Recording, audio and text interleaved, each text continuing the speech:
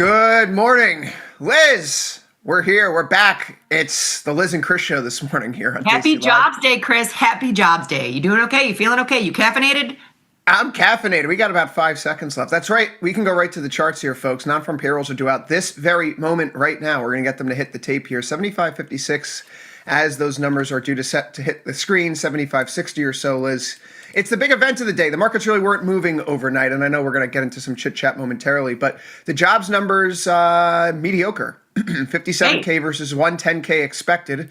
Unemployment rate is in, though, 4.2 from 4.3%, and wages, not great, 3.5%. Market likes it, though. Look at this. SPOO's up right before jobs report. I was like, Chris, let's look at this. SPOO's are up 10. Now they're up 23, up 24, up 25, up 26. We keep going up. So I don't know what the numbers were. Chris does, but I'm looking at the market does. Yeah. It's a Goldilocks report. It's not too hot, not too cold. The market was worried about overheating. I'm going to pay just quick attention to the 2-year note here.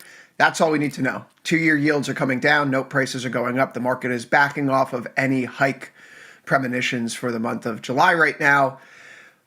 We can go into the July 4th weekend with ease. Do you have good plans for this weekend? To control the frizz in my hair. We actually have lots of parties to go to, which is fun. I love our town around 4th of July. But I don't know, Chris. It's 112 degrees outside. The humidity is sticky at best, just like inflation. Sticky. 112. I saw that yesterday. I asked Alexa, what's the temperature tomorrow? Oh, it's going to be 100 and feel like 112. Excuse me? Sorry? What did you tell me? Go back to your creator. So camp was canceled today. They're like, no, it's just too hot. Too much of a liability to have the kids outside. So it's a perfect day to be on air for 3 straight hours. Well, I hope somebody comes in. I'd love to see a visitor during the show. She may, you know what? She just lost both of her 2 front teeth. No, that's the greatest. Chris, this is so cute. I need it. She has to pop on. Is she camera shy? Oh my gosh, is she camera shy? It's so funny. She's 6, right? She's 6, yeah. 6. So when we first started the show, like years and years and years ago, my son was 4 and my daughter was 3. And they loved coming on camera. I would bring them to the studio with me all the time. They would pop on. It was pretty funny. They loved it. Yeah, she. I have her doing some things in public now, and I have her try to speak up at stuff, and she's a little shy. But is she shy? When she warms up, chatterbox. It's like, oh, that's Italian New Yorker. Okay, that's where the stereotype comes from. I got it. I understand. Apple didn't fall that far from the tree. No, it eventually comes out. It's pretty cute. I put both of mine in theater at a very young age, 3 and 4, actually right after. Well, hey, I shouldn't say this. Your camp got canceled, but I was a working mother, and I when they're 3 and 4, I was like, you guys need to do something. So I would put them in every camp under the sun. Right? I would drop them off, go to work, come back, pick them up. So they were both in theater. So they learned to public speak very early. Even my son against his will. That's been basically the last 2 weeks. I've been telling, Gabby and Driss, the producers behind the show, I'm like, guys, I'm going to be off for like 15 minutes because I'm just picking my kid and driving them to the next thing. So I don't need to worry about her for the next 2 hours. Exactly. And I'll be right back. Isn't it crazy? They assume that everybody's just got so much free time to hang out with them. I was like, I'm a working mom. What do you want me to do? So we did everything under the sun with them, which was fun. Yeah, we're not a tablet family. It's like there's stuff to be done. There's knowledge to be learned out there. Yeah, get some dirt on your hands. Go outside. We were outside kids. Hey, speaking of outside, you see the oil is almost pre-war, right? So oil. Did you like my segue? Speaking of outside oil, I don't even know if that was a good segue. I'm shocked. I have no other way to put it. I can't believe oil's fallen this far this fast. We're almost at the pre-war low. The low that comes in 66.96 is the low that we hit once the war begins, and we haven't seen it since then. But we're there. We're pretty much there. It's a good news. Listen, gas prices are coming back in, and if you notice the chart here, by the way, gasoline futures, they are not close to their pre-war levels. So, Liz, as we go into the holiday weekend, one point of consideration here, 289. If you take a look at the history between RB futures and where the prices are at the pump, there's usually about a 1-month lag. And depending upon your state and the taxes, it's going to be about a 75 cents to $1 buffer. So in a month from now, nationwide gas prices should be sitting closer to about 365 is effectively what this gas futures chart is saying, which for me is relief because I'm still paying $4.69, $4.79 at the pump at my local station. All right, this is pretty interesting. I've never looked at it from this perspective. So you think there's about a dollar leeway looking at the futures saying that's what it should be? That's about the spread, yeah. And how accurate is it? Pretty accurate?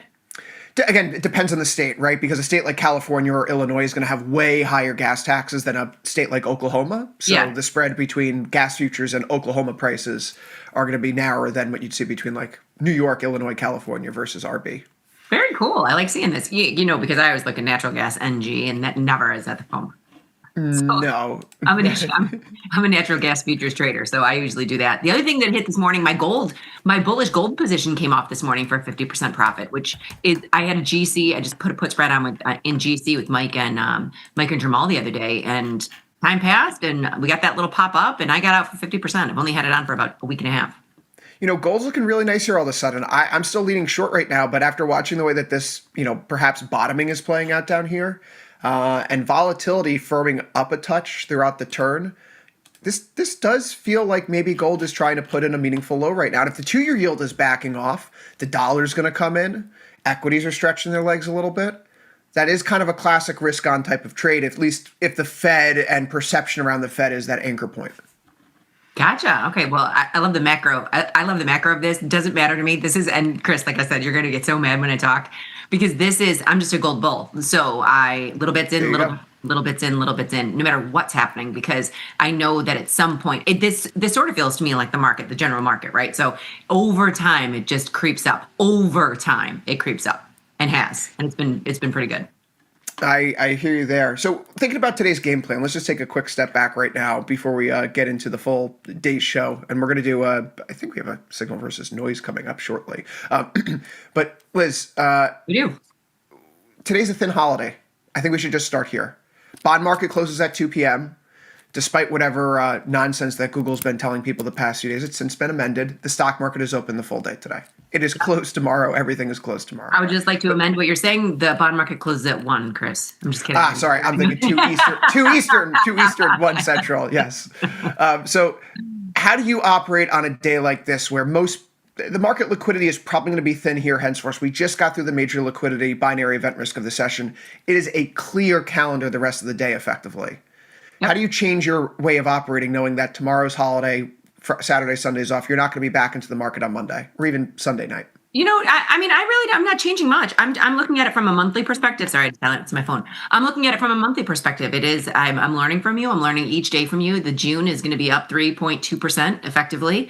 Not June. July will be up 3.2% effectively. So I'm looking at this as buying dips. And sometimes I think the thinly traded markets, when you have less liquidity in there, and I'm not saying there will be less liquidity, but when you do have less liquidity, sometimes you'll get a move in the direction you're looking for. I'm looking for a buy the dip mentality. That's what I'm doing. I'm going to kind of try to look at every downtick as an opportunity. Speaking of, do we have a lot of stocks that are down today, given what happened with the Korean markets overnight?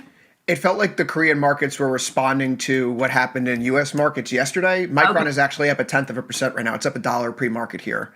SanDisk, SNDK, likewise had a pretty bad fall yesterday, up 0.1% here as well. So yesterday's Kospi pullback, which was again I think like 5%. It was more of a reaction to what was happening in American markets. So speaking of, can you pop back into the Micron chart for me real quick? So I was listening to something this morning, and there's a large put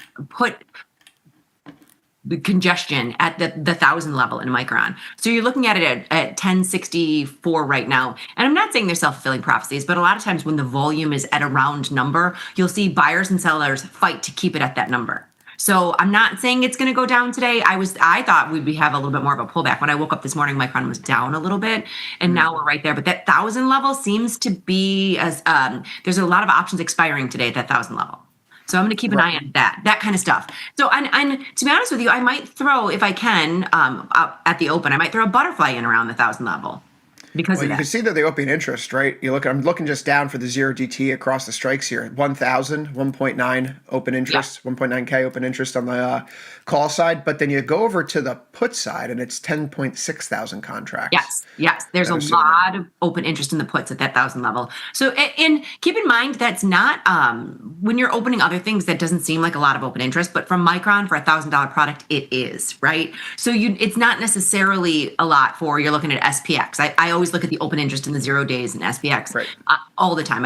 One of the things that I look at, one of my biggest indicators, because I'm from the SIBO, is looking at the most active options in both the equities and the indexes. I just like to look at that. There's no real gaming of the system because you don't know what the big buyers or sellers have in their positions against it. But it's a little bit of knowledge that I like to be armed with. That open interest says a lot to me.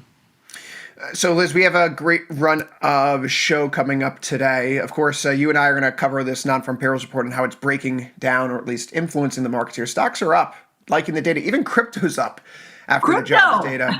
Even crypto's up. Wait, but Chris, that rose before. That was up before the jobs number. It's keeping its wings up after the jobs number. So crypto, when I woke up this morning, crypto was up. Well, I rubbed my eyes. Somebody said 1.5%, and that's a huge move in crypto. So it's keeping its wings up after the report. I don't know if it's doing it on the report. Yeah, no, that's definitely a fair assessment. We do have a signal versus noise, Liz. I usually do these with Jamal, but I'm going to break down some trades that we had across some of the memory chips in a little while here. We're going to also go into TP, of course. We're going to hit the opening bell.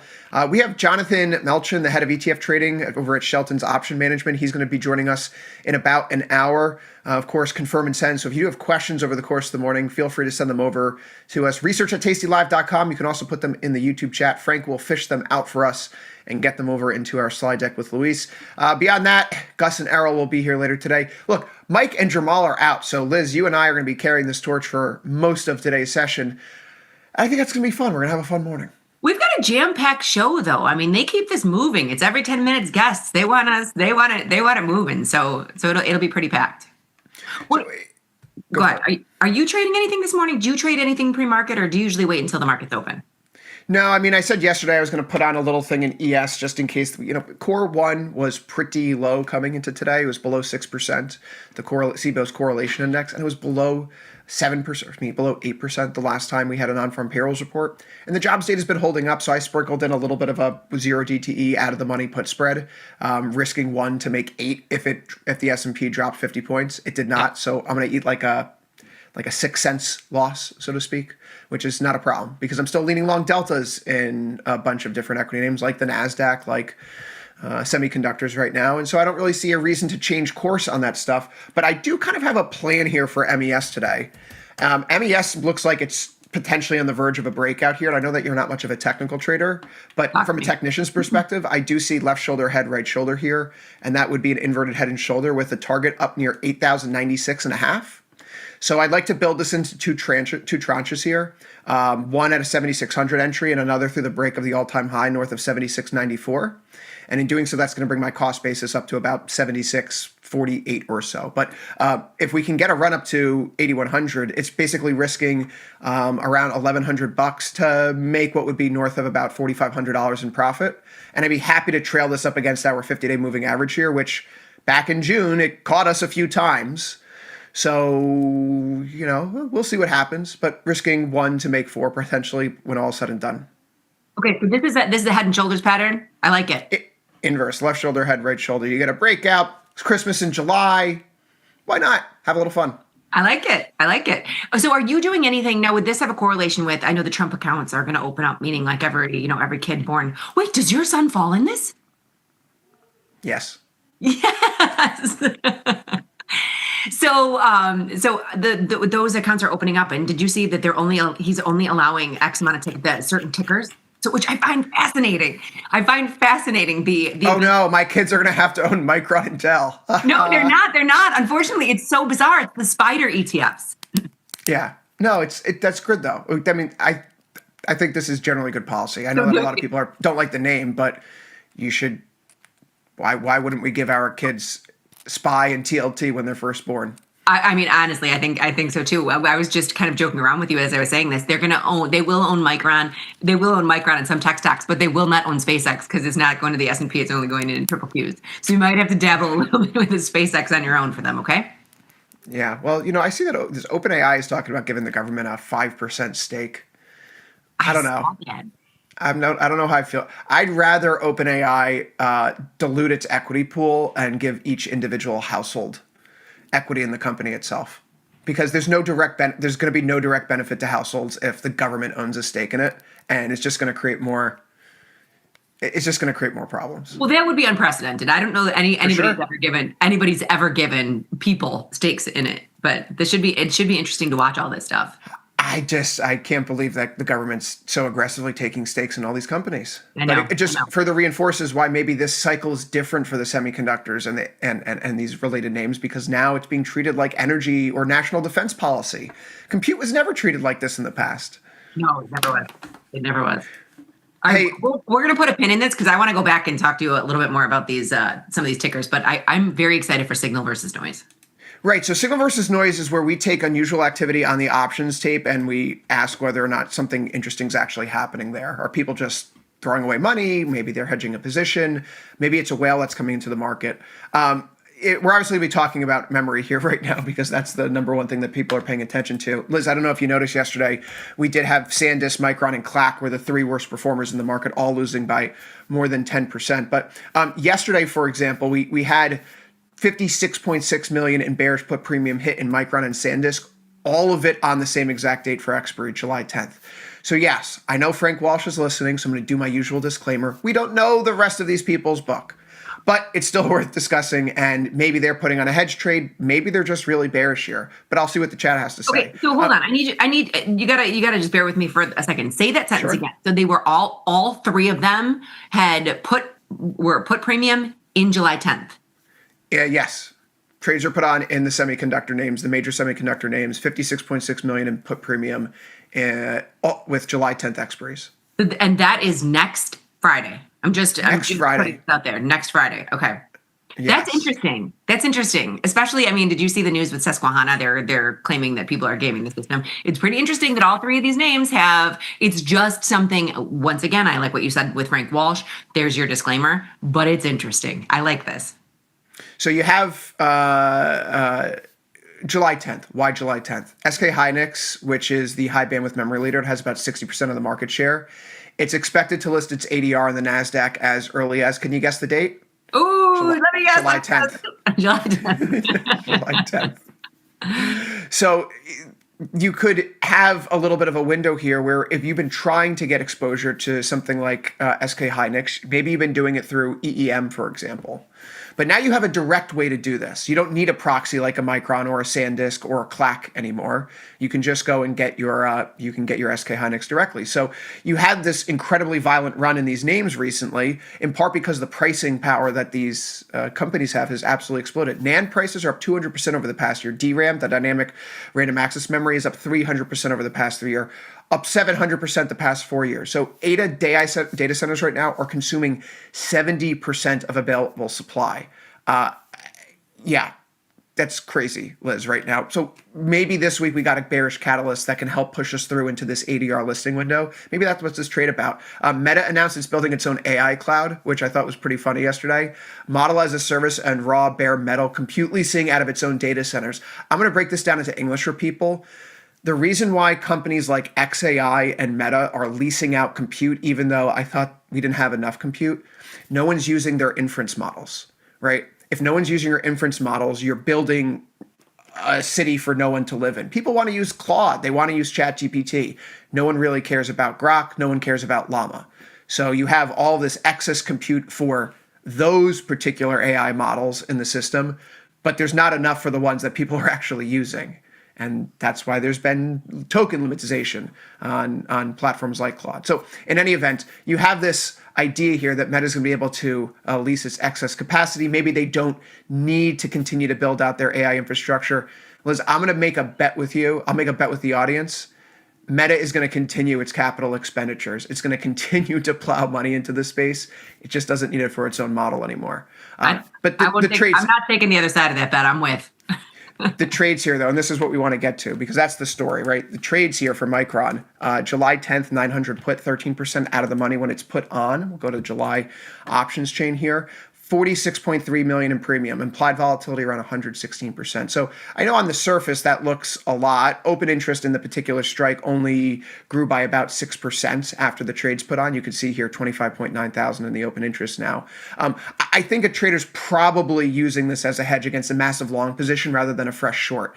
If Liz, if you rode Micron up this year alone, several hundreds of percent, and now you know that you could have a competitor in the space doing its ADR listing coming next week, maybe you're concerned about dilution. So you're buying protection without necessarily giving up your cost basis in the stock. It could also be a roll. Someone may already have downside exposure and just moved it out to the July 10th expiry now that the date carries a cleaner catalyst. SanDisk is a little bit different. The July 1500 puts 26% out of the money here.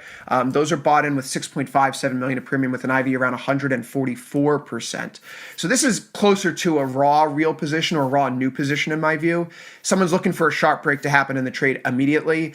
It's looking for a reset in what's been one of the purest momentum names in the market. So I'm going to leave it there right now. You have a lot of interesting options activity, particularly in Micron, between the two. With that ADR listing coming up for SK Hynix next Friday, it feels like this is all a little bit of hedging activity and not necessarily someone who's laying out like a whale trade to call a top, so to speak. Is there there's no corresponding calls with it, right? So when you saw those puts go up, you didn't see the calls. So, I mean, my go-to move when I make money in a stock that I've ridden up like crazy is I put a zero cost collar around it, which is basically what they could be doing, especially in the short term, because it's pretty cheap to put a zero cost collar on that or to buy puts in the nearer term. I think it sounds spot on accurate. I'm going to guess, once again, it's a guess, Frank, and I understand that there is two sides to every story and then there's the truth because, but my guess would be what you said, somebody taking or covering, hedging a very, very, very long position.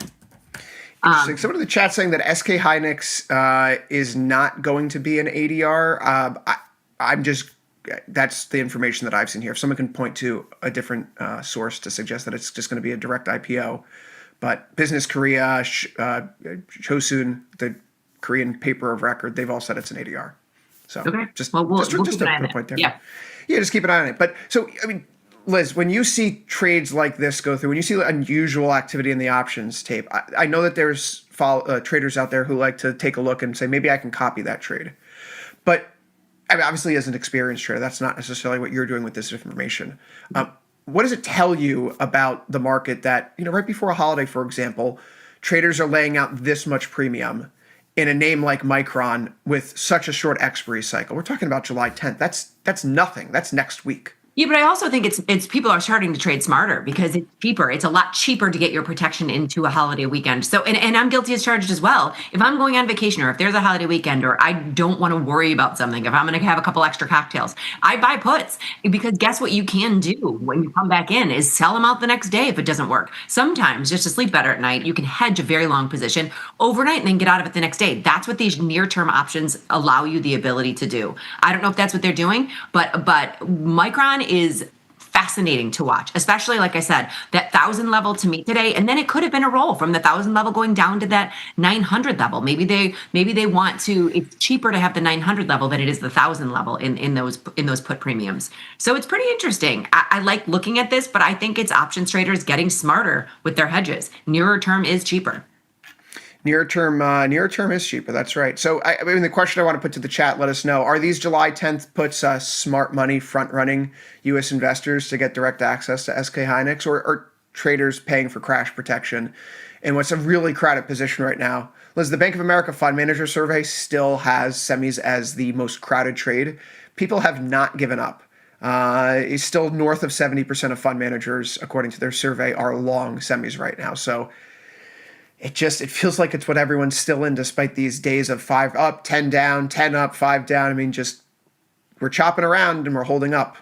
Well, we are chopping, but it's kind of, we talk about this all the time in the market. It's the hot topic right now. It's the new kid not the new kid on the block, but it's the popular kid in school, and everybody is in these names right now, and people want to be. And we kind of joked around about this yesterday, saying people at cocktail parties want to say that I was in it when. Right? I was in it when. So it is.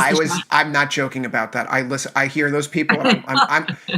My wife points out that you can't act like Larry David because you don't have $1 billion. And so there are social consequences for how you treat people. And so like when I hear people talk about this, it's like, when did you buy it? Like, give me the number. I don't want to know the date. When you talk about the date range in which you purchase something, I know what you're doing because I've done that bullshit too. Oh my God. It's hilarious. I love your wife. It's the greatest thing I've ever heard. Yeah, she's She's dealing with a lot. You can't act like Larry David. I love it. When did you buy that? Let me know when. Show me your account. Let me see your trade statement. Okay, so we have a market that's fading off here. One of the intricacies of today's market, you get this little bit of bounce in Micron and SanDisk as we go into the pre-market. Could we call it sticking? 1,051. We closed yesterday at 1,033. This feels like it's going to be a quiet day. I mean, I could sense TP coming on in a little bit and telling us that he's looking at selling 0 DTE iron condors or something, expecting this market to stay pinned. He is. I'm going to put that. I'm going to say that too. He probably will come in. I mean, the VIX. If you take a look at the VIX right now, it's just above 16. So that is telling you just above 16. I'm going to bet we get a dip a toe in the water into the 15 handle at some point today. If we go to the 15 handle, I think it's going to be the quietest day you'll see before in July. How about that? This is going to be the quietest day you'll see in July. You did get that 1606 into 1598 low. Yeah, 1598 low here. Yeah. We got a little bit of a pop. The lows that we were back in the VIX on July 1st. So at the monthly low, we don't ever do technical analysis on volatility products. They are non-stationary time series. But 16 VIX here, going into a holiday weekend. We're going to have to talk about the seasonality of this all. July is 11 for the past 11. It's the best month of the year going back to 1928 for the S&P 500. No matter what time horizon you slice in or out, July is the month where if you want to be long stocks, you're going to be long stocks. But Liz, there's an important factor here. When we go into the second half of the year, the first week or two of July, the momentum names that won the first half usually are not the names that do well. Oh. It's everything else that kind of lagged in the broader market right now. So we could go through a little bit of a window here, right? We could go through a little bit of a window here where maybe memory, the leadership group, semis just had their best quarter ever. Maybe they're the ones that trade sideways for a bit. And you look to your Mag 7s, which had an awesome day yesterday. Maybe they're the place that get a little bit more attention. The tech names that didn't do well or as well as semis in the second quarter. So the market can still go up. I'm certainly leaning long deltas right now. I can't look away. I know seasonality doesn't do it for you, but for whatever reason, people like to buy in July. And my little shtick of don't sell in May, people are trying to steal your money because they want to own the stocks through July. So you buy through July. That has worked for me for most years that I've been a professional. And I'm not going to fade myself. Effectively, I'd rather be wrong and long than not long and wrong. Yeah, you got to stick to your own convictions. Like I said, we talked about this a little bit yesterday. I think we call it the summer doldrums, where VIX goes down and market just meanders up, and 3% is a meander up, right? I really want to talk to you. I'm leaning towards your seasonality. I'm becoming a season. I like the seasonality of things. I want to hear more. I don't want July. I'm going to need to sit down with you and we're going to talk about every single month at some point, Chris, because I want to write down the seasonality and how that works. I mean, and where do you get this stuff from? Farmer's Almanac? The Trader's Almanac? Farmers? No, I download the data series and I have my little Chris GPT bot compile everything for me. But, it's, Liz, the thing about seasonality is self-fulfilling. So if we want this to work, everyone's got to get on board. Come to the dark side. Liz, we're going to take a brief break here at TSLA. We're going to be back in a few minutes. Stocks are still up barely. It's a thin day. Non-farm payrolls, Goldilocks-ish. See you in 90 seconds.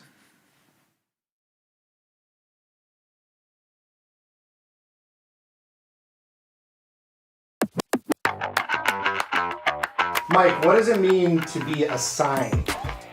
When you are assigned, you are ultimately short an option that's in the money, and the counterparty has the ability to exercise that option. So if you are assigned, it means your option, against your will, ultimately, has turned into 100 shares of long or short stock.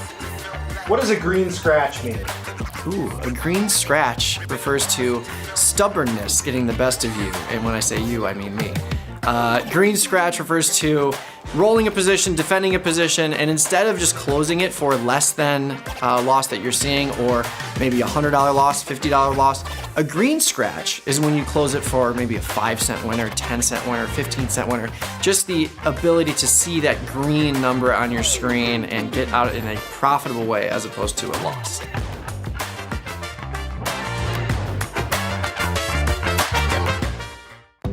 Strategies? That's easy. Taking off strategies? That's also pretty easy. But what do you do with everything in between?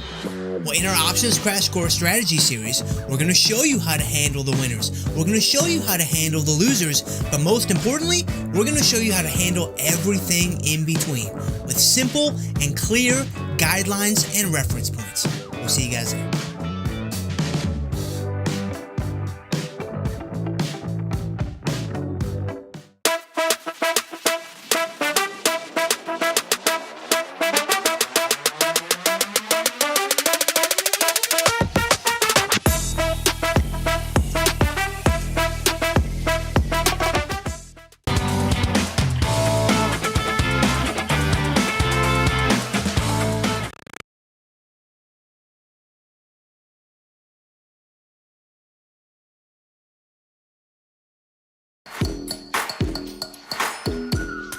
First thing about Tasty Trade is how easy it is. It's a very quick, light platform.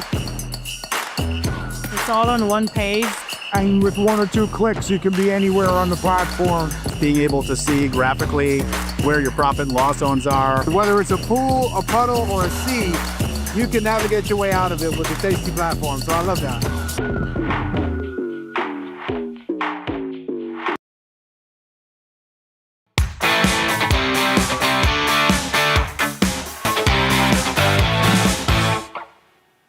Liz, we're back. Markets are still holding up here after that jobs report. VIX is approaching 16. Vol futures are likewise in 18 on the VXN. Maybe a cycle low close in the cards for today. But there are still some things moving around in this market before the cash equity open, which is why we bring in Gus Downing. Gus, how are you? Always good. How you guys doing? Gus, you look fantastic. Now, do you have to worry about humidity with that mustache or just the hair? Sometimes, sometimes it does affect the mustache. I do have a little tiny, comically small comb that I'll use on this in the mornings before I head over here. Yeah, because it will get a little disheveled. You know, the bed head definitely does extend to the mustache as well. Humidity maybe not so much, but I do have to take some care of it so it doesn't look unkempt. See, inquiring minds want to know. We got to get to the bottom of this. So good, looking good. The inquiring minds are always asking me whether I dye my mustache or my hair, and the answer is neither. This is just how it comes. This is stock for me. I have 3 very interesting stories for you guys today. Producers, can we fact check that? Sorry, question in the chat. I didn't mean to interrupt. We can do house calls. It's fine. You guys can come to a search. No warrant needed. I will show you there is no hair dye in my house. Now, Gus, I will be in Chicago next month. So. I do have to say, I mean, I know we joked around when we did the show together because people thought you were my son, but a lot of my family has the same situation where the beards come out red and the hair is slightly blonde. I mean, I don't. You might need a DNA test here, Liz. Where it's getting dangerous. There's too many coincidences. Yes. I was like, I believe you. I'm gonna put trust in you. But go on. It's the Irish or Scottish blood. I don't know what it is, but it's the way it comes. But anyway, I have 3 interesting things to cover here today. First, leading the pack is Apple. News has broken that Apple has plans for 5 new iPhones through the end of 2027. From what I can gather, this does not mean we're going to be on iPhone 22 or whatever that would be by the end of 2027. They're counting separate phones as like the 18, the 18 Pro, and the 18 Pro Max would be 3 phones. They do also have a foldable iPhone in production. They have plans to produce 10 million units of the foldable iPhone in 2027. And on their current trajectory, they are set to produce 220 million units of iPhones altogether by the end of 2026. So Apple is really ramping it up and trying to get back into innovating a little bit, it seems, with these foldable iPhones entering production. I have long lamented how Apple, it feels in the past 5 or so years, has really stagnated on innovation. It's just these little tiny optimizations to the iPhone with every new one that rolls out, better camera, slightly better screen quality. So I'm excited to see them trying to make a splash once again with the foldable phones. We'll see how that pans out for them. But yeah, have either of you two ever had a foldable phone? Has anybody seen a flip phone in your generation? I have seen a flip phone. I have certainly never owned a flip phone. I have vague memories in my childhood of flip phones existing, but no, I mean, by the time I was really old enough to start wanting a phone, it was BlackBerries, and then my first phone was an iPhone 4. There you go, Chris. I remember my parents' Motorola brick. There you go. That's what I remember. I hear great things about the sidekicks. I feel like I missed out on something with the slide. You missed out on the T-Mobile sidekicks. Yeah. Yeah. Oh Yeah. God, Liz, remember all the varieties of phones in like the early 2000s? Oh yeah. Well, okay. Now I'm going to go in the Wayback Machine because none of you guys had a pager, correct? Certainly not. No, but I grew up in like the area where I grew up. We didn't have cell service, so I would have to use a payphone to page my dad to come get me at like school after practice or whatever. There you go. There, yes. I have never used a payphone. Might have to sometime for the novelty. They're still around. We gotta check that one off the bucket list. No. I can't let you do that because they're disgusting. They are disgusting. If you see one, do not touch it, Gus. Do not touch that Liz, payphone. you haven't picked up a payphone and been like, "Hey, it's your son picked me up at school. Bye." It's like, okay, decline the collect charges. Yes. Guys, you've missed dialing collect to get your parents to pick you up, and then just hang up on you because they're like, "Oh, I don't need to accept this call. I know it's him." Yeah. Do you accept this call from I'm at the mall, pick me up? No. No. Yeah, That's how it was done. I've never made any collect calls either. That's for sure. Oh my gosh. Next thing on the docket here for today, I thought this was interesting, kind of tying in with Meta selling off some extra compute power yesterday. NVIDIA, obviously already in the business of selling compute power to an extent, but they are rolling out a new program that will give cloud-based AI firms and other startups free compute power in return for equity. So NVIDIA will take a cut of equity in these startups. In return, they give token credits to them and access to their more than 200,000 GPUs, including their new data center in Indonesia. And yes, in turn, they receive equity. So NVIDIA trying to get a little slice of the pie of all of these startups, hoping that they'll stumble across the next OpenAI or Anthropic and happen to own, 1 to 5% of it or whatever the cut may wind up being based on token usage. So yeah, I thought this was an interesting one as well. I don't want to say NVIDIA is a VC, but it's leaning in that direction. NVIDIA giving out their services for free in return for equity in some of these companies, and many of them could fail. So definitely a gamble for NVIDIA here as well. Circular financing rumors abound. I feel like we're going to hear about that. Yeah, I love feel like that's the now one. the next complaint. I love the one graphic with the, you guys have probably seen it. NVIDIA's like a big circle in the middle, then it has all the arrows with where all the AI money flows, and it literally is just a giant circle of funding. They're all just creating money on each other, passing the same $5 billion around or whatever it may be. But yeah, selling compute, obviously a trendy thing to do right now. NVIDIA was already doing it, but now they're going to sell it in exchange for equity as well as in exchange for cash. So I actually like the move. I like the potential of investing in smaller companies. I mean, I know you said some of them could fail, and that's always a possibility, but all you need is one good one to take off, right? Yeah, exactly. So, yeah, and that's the thing, especially with the way these AI companies can grow by orders of magnitude in such a short time. If you can just catch the one that turns into a $100 billion company and erases all your losses on the 100 that don't pan out. So I think it's a good move. And if any company in the world has enough cash to do this, there it is. Thank you, wonderful production team. There's my NVIDIA circle graphic. But yeah, so I'm a fan of the move. And yeah, NVIDIA, they got thick pockets. There's no reason to not be trying things like this at this time for them, I think. this is a pretty interesting graphic, and I give props to the producers for producing this so quickly. Yeah. I don't know how we got that up so quick. Could I say that when I see a company take its money and start throwing it around to outside sources, it tells me that its internal R&D can't produce a high enough return on invested capital? I would say to me, it's never good. To me, I don't think, like, if they're operating like a VC, sure, fine. But like, I'm always apprehensive when I see a company taking money out of their own pockets to bootstrap on other people's innovations. I think that's a fair point, but at the same time, in the case of NVIDIA specifically, I almost just wonder if they don't have the manpower to keep up. More so, they're making money hand over fist to the extent that how do you even deploy all of this capital that you have laying around?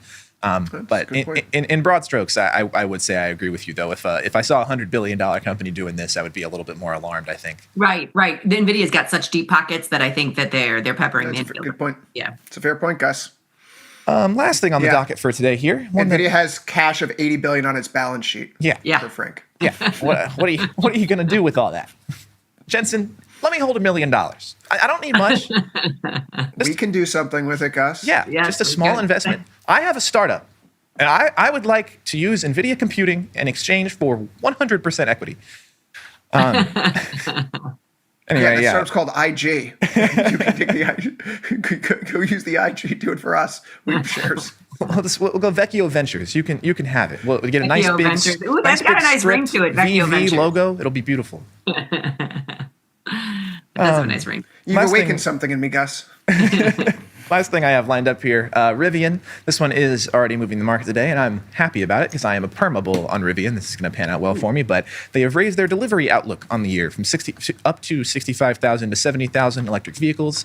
They said that they delivered 12,613 vehicles in Q2 and are expecting, to fall in that 65 to 70 range through the end of the year. They delivered 12,194 of those vehicles. I don't know what happened to the other 500, slight overproduction, I suppose.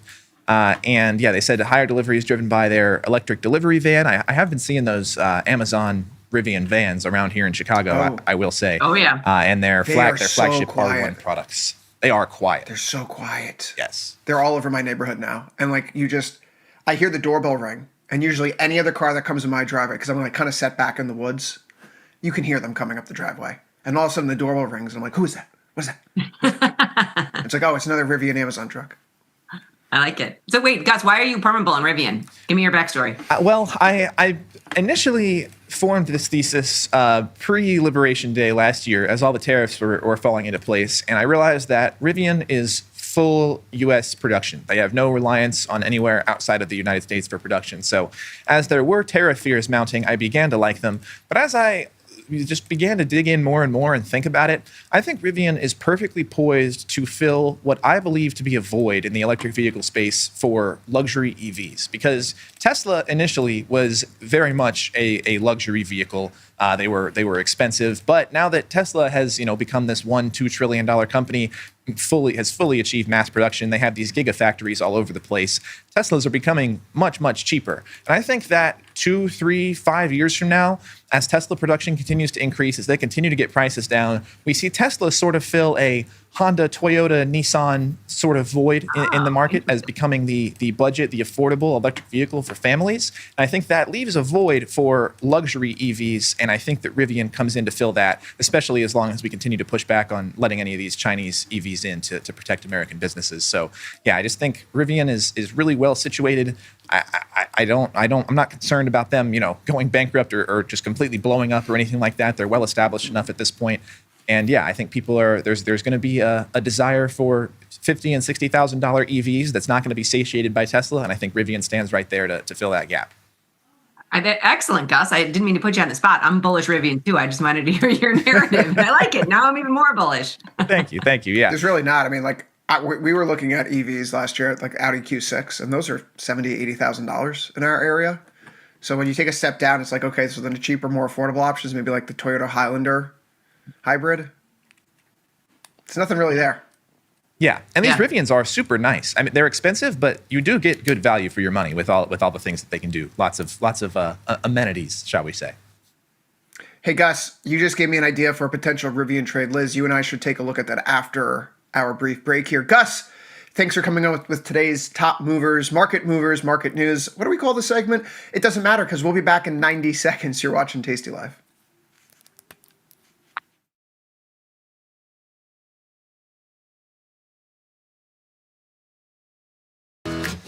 Tasty Trade is now on TradingView. Trade stocks and futures directly on TradingView charts with Tasty Trade's low commissions.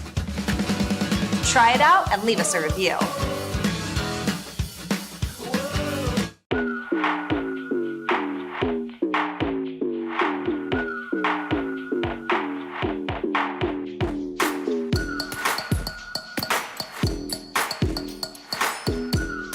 First thing about Tasty Trade is how easy it is. It's a very quick, light platform.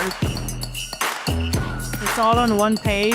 And with 1 or 2 clicks, you can be anywhere on the platform. Being able to see graphically where your profit and loss zones are. Whether it's a pool, a puddle, or a sea, you can navigate your way out of it with the Tasty platform. So I love that. You guys have the most unbelievable customer service in the business. Email support, call support, get through right away. They actively listen to the customers to make changes to the platform to make it better. In fact, I've never seen anything like it in any corporation in the United States.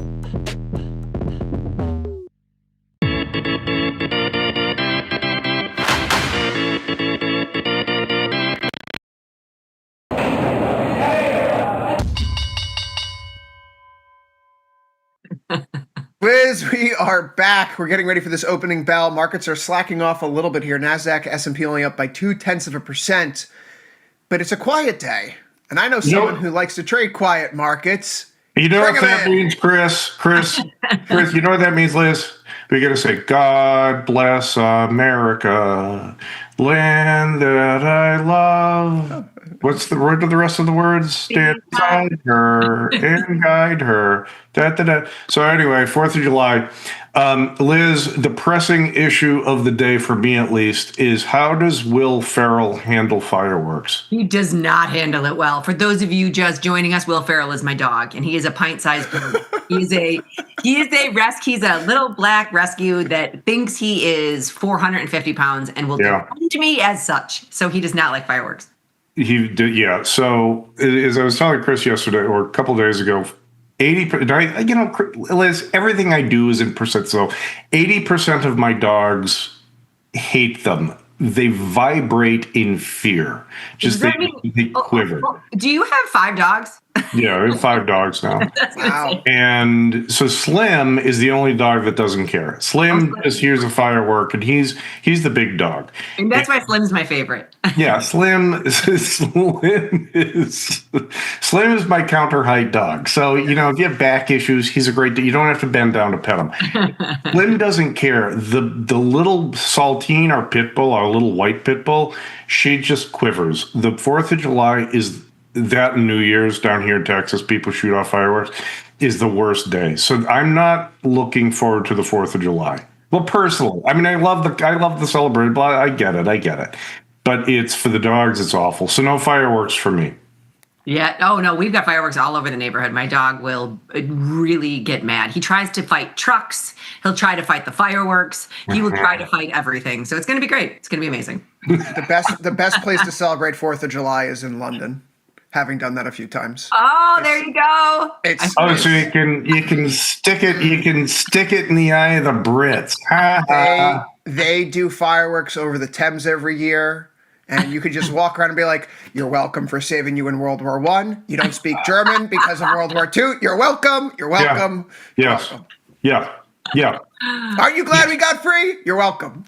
Yes, you can send cards and thank you notes to this address. Yeah, absolutely.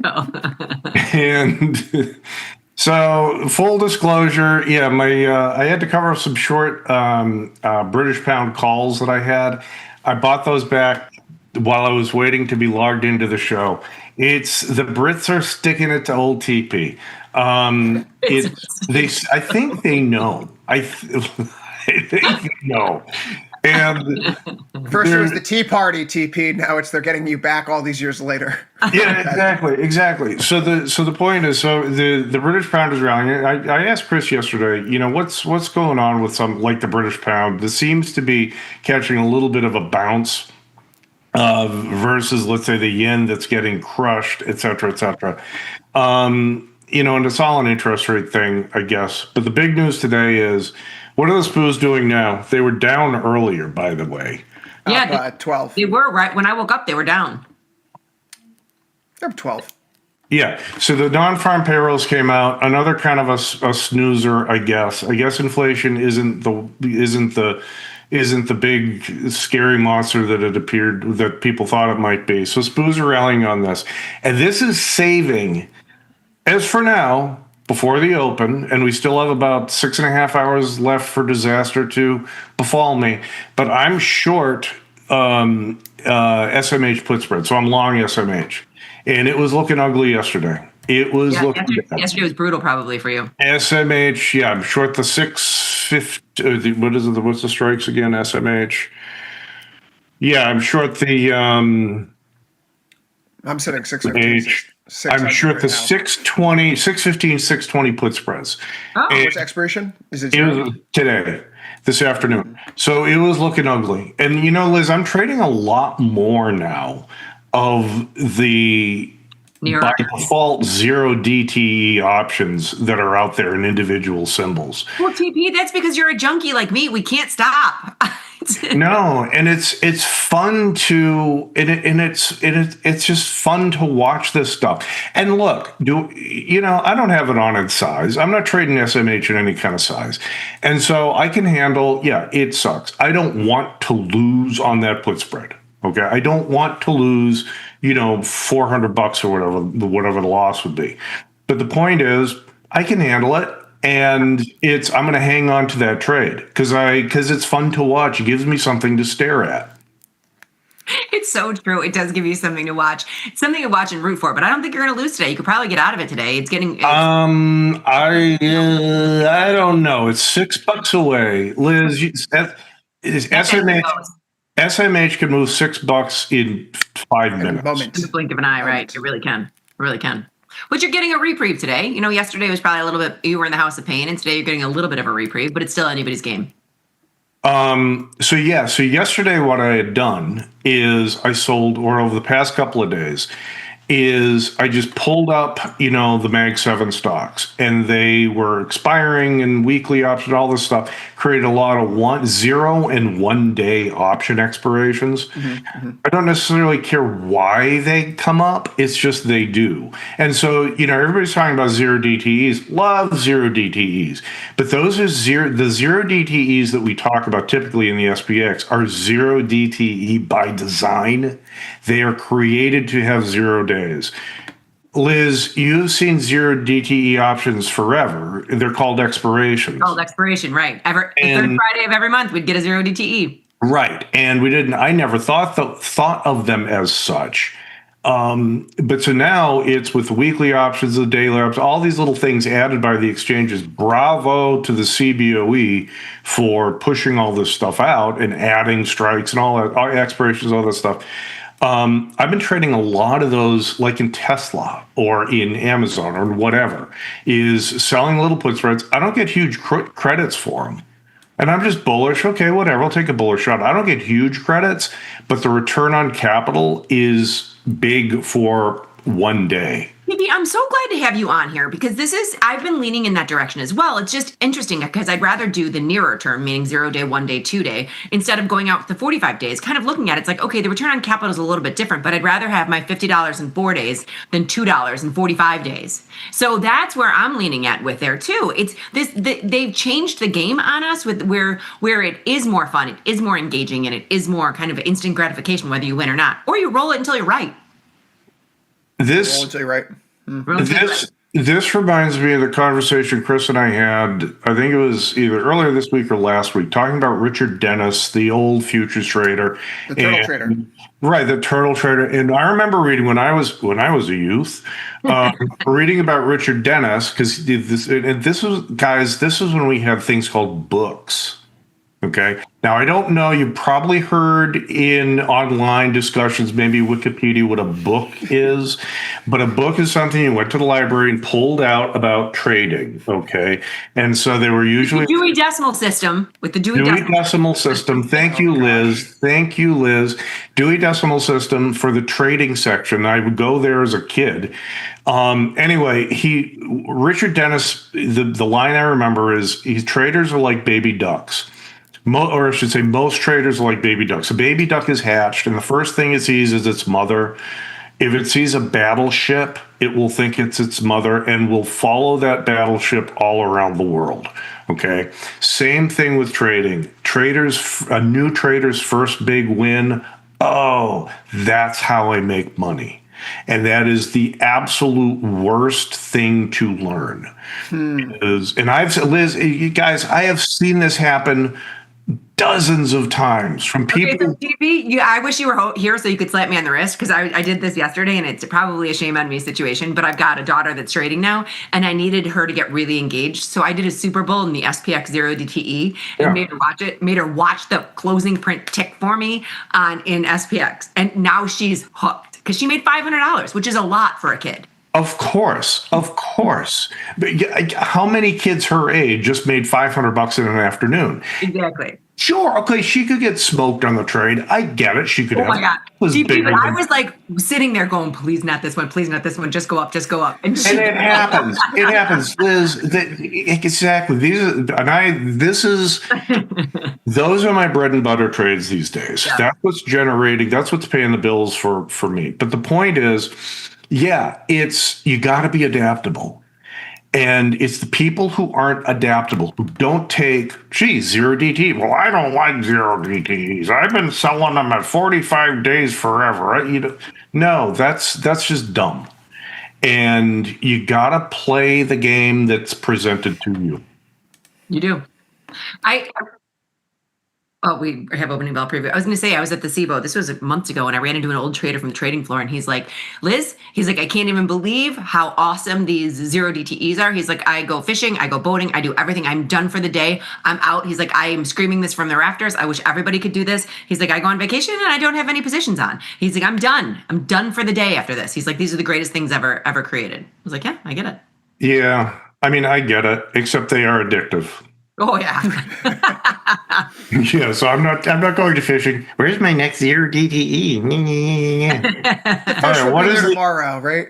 What is the opening bell? Bonds? What are the old bundoleros doing? You are our resident bond trader. They are off a little bit. That's one of the. It depends where you look along the curve. So, like 2-year notes, those are still up on the day. You look to the 10-year; those are down a touch. Down a tick.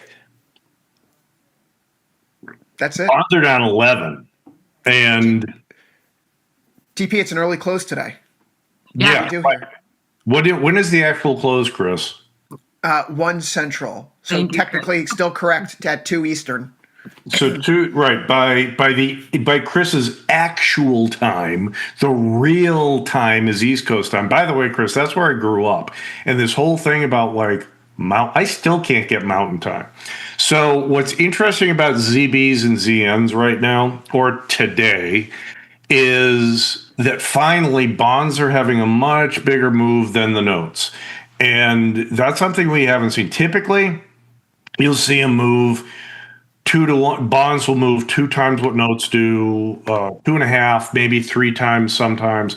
But over the past couple of weeks, and I know Ilya has been looking at this too, is notes have been more volatile. Notes have had sometimes bigger moves, bigger price changes than bonds.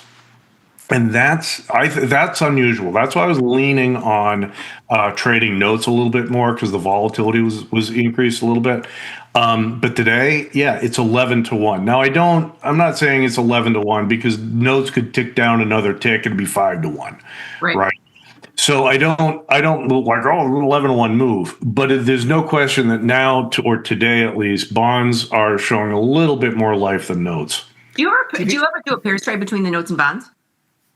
I'm sorry, Liz. Do I ever do what? Do a pairs trade between the two, given the volatility? Oh, 100%. 100%.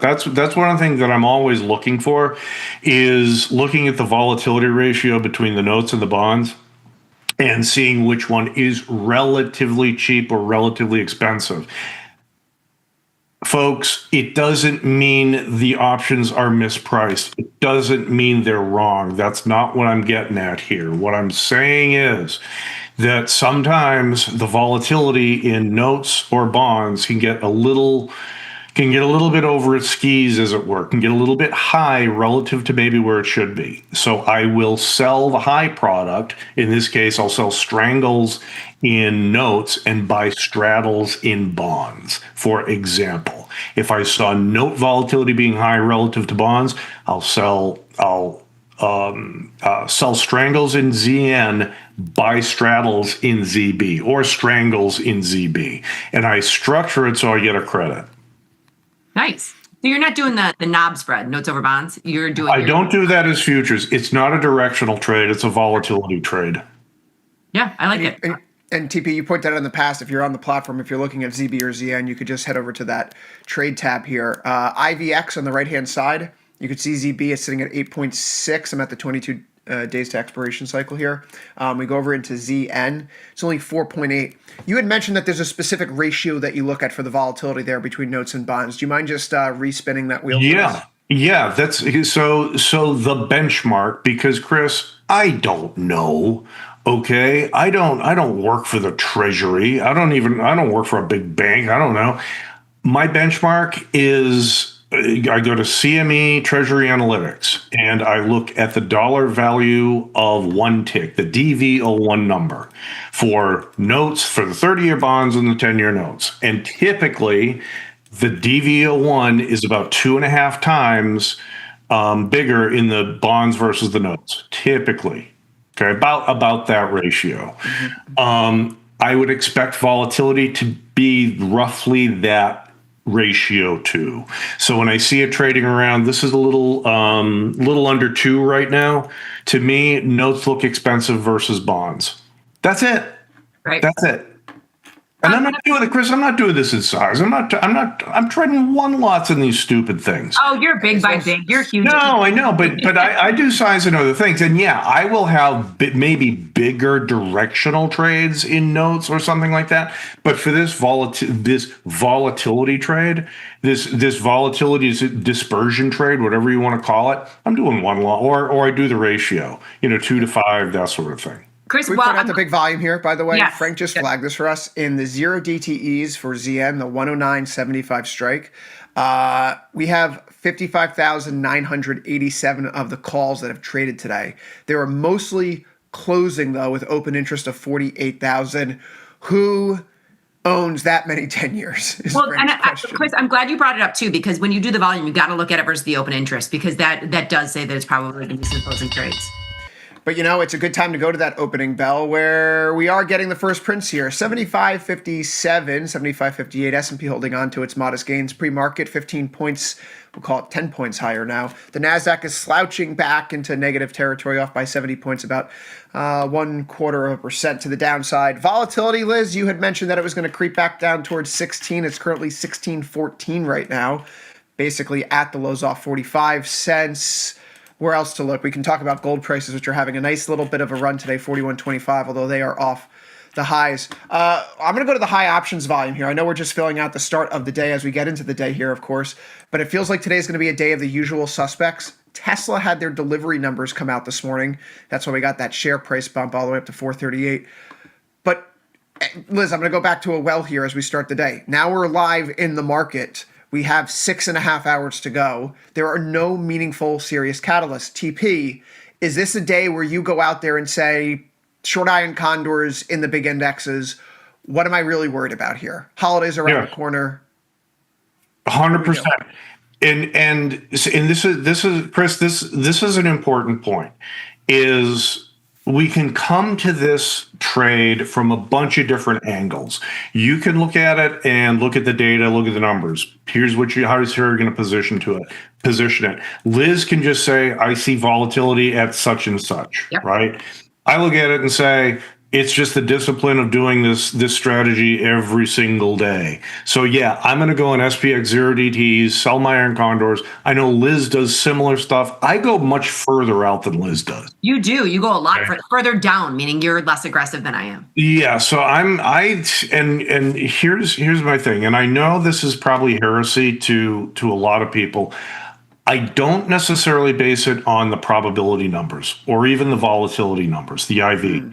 I look at price because I know the three of us, as much as we think about in terms of percentages, we pay the bills in dollars, not percentages. So I need to collect a certain amount of money for the risk I'm taking. So, and Liz, speaking for myself, I'm not the sharpest tool in the shed. For traders, we needed something easy and quick. And for me, when I just look at a bunch of random option prices, when the puts are equal to the call prices, that to me is what the market says the potential range is. How big can this thing move today? So I'm going to sell $2 calls, $2 puts, and buy strikes $25 out. Yeah, so TP is very aggressive with this. He goes pretty far. Aggressive meaning you're wide, so you're taking on a lot of risk, but you're as far out as you can go with the cost. And you do it at 8:30, right? Like, so 8:30 meaning, or whatever time the market opens where you are. It's 9:30 at Chris. But you do it at market open, or do you wait until 9 o'clock? No, I'll do it at 9 o'clock. But just because, and guys, it's nothing that I know. And Liz, I think, Chris, it's not that we don't know, right? It's just looking at some of the statistics. We've done a lot of research on this. And it's just 9 o'clock is kind of the, okay, fine. Right. So 9 o'clock is, I mean, they've done a lot of research on this. People way smarter than me, they've put a lot of man hours into this, saying that 9 o'clock is the sweet spot, give or take 5 minutes, before or after, because a lot of the stuff can shake out. You'll see some movement and things can kind of settle at that time. You got to get through the first 30 minutes of the day. Yeah. For sure. Yeah, and to that, hey, Chris, and just really quickly, Chris, to the question of who's buying all those or who's trading all those at the money ZNs, ZB has none of that volume. Okay, No, the at the money ZBs are trading a couple of thousand, which is typical. I think a lot of that activity is in the housing sector, the mortgage sector. And again, this is just pure speculation, but I do know that the ZNs are still the benchmark rate for the housing sector. I think it might be mortgage people unwinding stuff. I'm thinking about what this trade looks like here, TP, because the expected move through the end of the day in SPX is only about 30 points. We'll call it 29 or so. Mm-hmm. And I know you talked about going out wide here. But I'm looking at I'm going to stick to the probability here for a second to keep it simple for the folks on the platform. It's the looser dashed, wider dashed, dotted line. Yeah. I don't know how we want to call it, but that's the second standard deviation move for today. Going right in there is giving you a 92% probability of profit, risking 4-ish to 5 to make. I like it. I like terrible. that, Chris. I like that a lot. Let's get that going here. I mean, You're almost a double standard deviation away on both sides. And you're 4-1 at a 90% probability of profit. Like, if I'm wrong on that, something happened today. There had to have been something else that happened today. And look, we don't know that the S&Ps are going to land in that range. I don't know. But here's the thing. From my own trading, you should put in, what'd you sell it for, 90? Yeah, or just about. working 90? Yeah, so you're risking about $400. All right, so I would enter a GTC to buy it back for 45, and see if I can get filled before 11 a.m. A lot of times I'm filled before 10. Oh God, yes. I mean, with especially if you do it right on the open and you go that wide, a lot of times you are filled before 10 because time passes, vol comes out. It depends. Time passes, vol comes out. TP, we only have a few minutes left with you. In terms of single stock names today, Mag 7 a little bit mixed. Meta's coming off yesterday's big move to the upside right here. Do you find anything interesting at the open in any of these Mag 7 names? SMH is back down. SMH is killing me. No, they've got your number. Like, between that and the euros, which one's going to take you out first? No fireworks for Tom Preston this one. Individual stocks, I'm not. Let's see. What's Tesla doing? Tesla's down. Nvidia has to be down too. No, it's up a little bit. I'm already short some put spreads in there. How about Apple? Apple's up. MSFT is up. A lot of sort of the standard ones are up. In Microsoft, I would sell a 0 DTE put spread in Microsoft. I would sell. I've been doing it every 2 days because Microsoft will have 0 day, 2 day, 0 day, 2 day. I've been doing it every 2 days. And the Apple options, the 0 DTE Apple options are actually pretty liquid. I would sell put spreads in those stocks. I think we're going to get a 4th of July rally in some of those bigger names. That would be quite the. Listen, some of my longer term stuff would really enjoy that. I don't have enough deltas in Apple if that's where it's going, TP. But that's usually the case when things go up. I'm always like, just. Liz, you and I are going to be having a conversation with a gentleman here shortly on the show, right after we take a brief break, as it were. We're going to talk with, I believe his name is Jonathan Molchan, head of ETF trading over at Shelton's Option Management. TP, thank you for your time in the box. I'm going to see you later today. You and I are going to be hitting it up later this morning once Liz leaves. Yes, sir, Senator. And until then, Tasty Live will be back in 90 seconds. Bye, TP. Have a good holiday.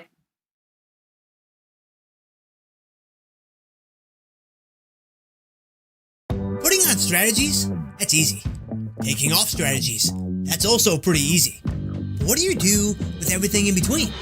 Well, in our Options Crash Course Strategy series, we're going to show you how to handle the winners. We're going to show you how to handle the losers. But most importantly, we're going to show you how to handle everything in between with simple and clear guidelines and reference points. We'll see you guys there.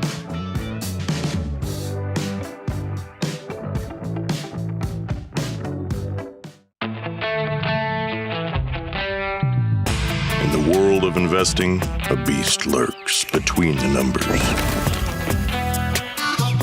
Some watch from the safety of the sidelines, but others saddle up and ride that one-ton rowdy ribeye for all he's got.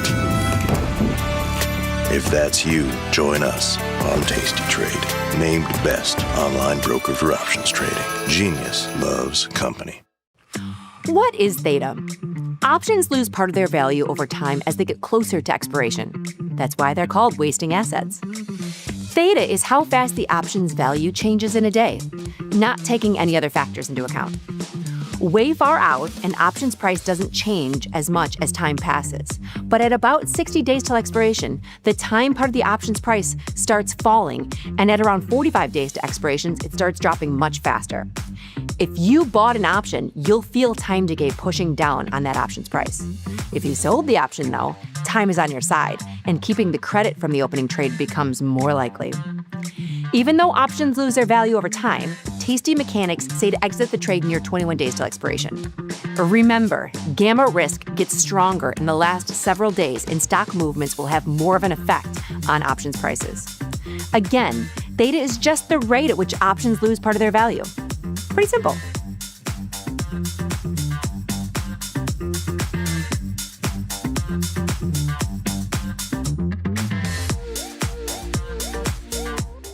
It's time to trade smart, post-PDT rule elimination. And Tasty Trade has the tools traders need.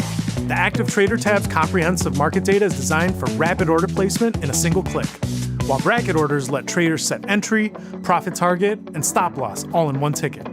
From the Positions tab, you can monitor positions, roll trades, close positions, and create conditional orders. Now, traders of all account sizes have more flexibility than ever before to engage in the markets. Smart tools for smart traders. Tasty. Investors Business Daily raves about us. Stockbrokers.com says we're best in class for futures trading, and Broker Chooser thinks we're pretty great too. So what else can we say other than trade like a trader? Tasty Trade.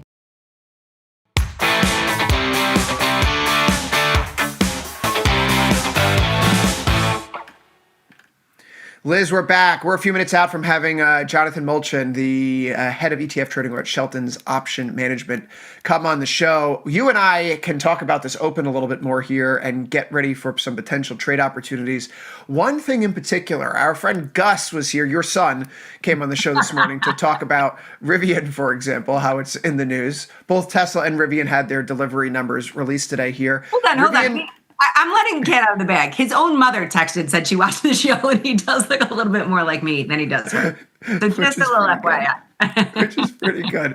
Rivian here, though, volatility is coming in a little bit over the course of the day, and we're seeing it break to the top of a multi-month trading range. It's testing the highest level that we've seen since mid-January here. I was talking with you before the show. Maybe there is an opportunity here to take advantage of this environment.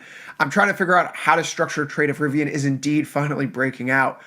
First point of consideration, IVR is near 61, but the raw volatility at 75 out at 50 days, that's still fairly rich, Liz. We can work around that. It's very, very, very rich. And I mean, there's a lot of things you can do at Rivian with the 60 IVR. Earnings are on the horizon. But if you just open up the 15-day, Chris, if you don't mind, and then I'll let you do your trade setup. For sure. But if I'm aggressive, now I'm already in Rivian, so I'm doing probably the exact opposite where I'm selling calls against it. But I would get in this aggressively with, you can even go shorter term and sell the at the money or just in the money call for some premium. Because then you're just kind of chasing it up, meaning that if you get put the stock, great, then you sell calls against it and you keep kind of going that way. No, the puts. I would sell aggressive puts.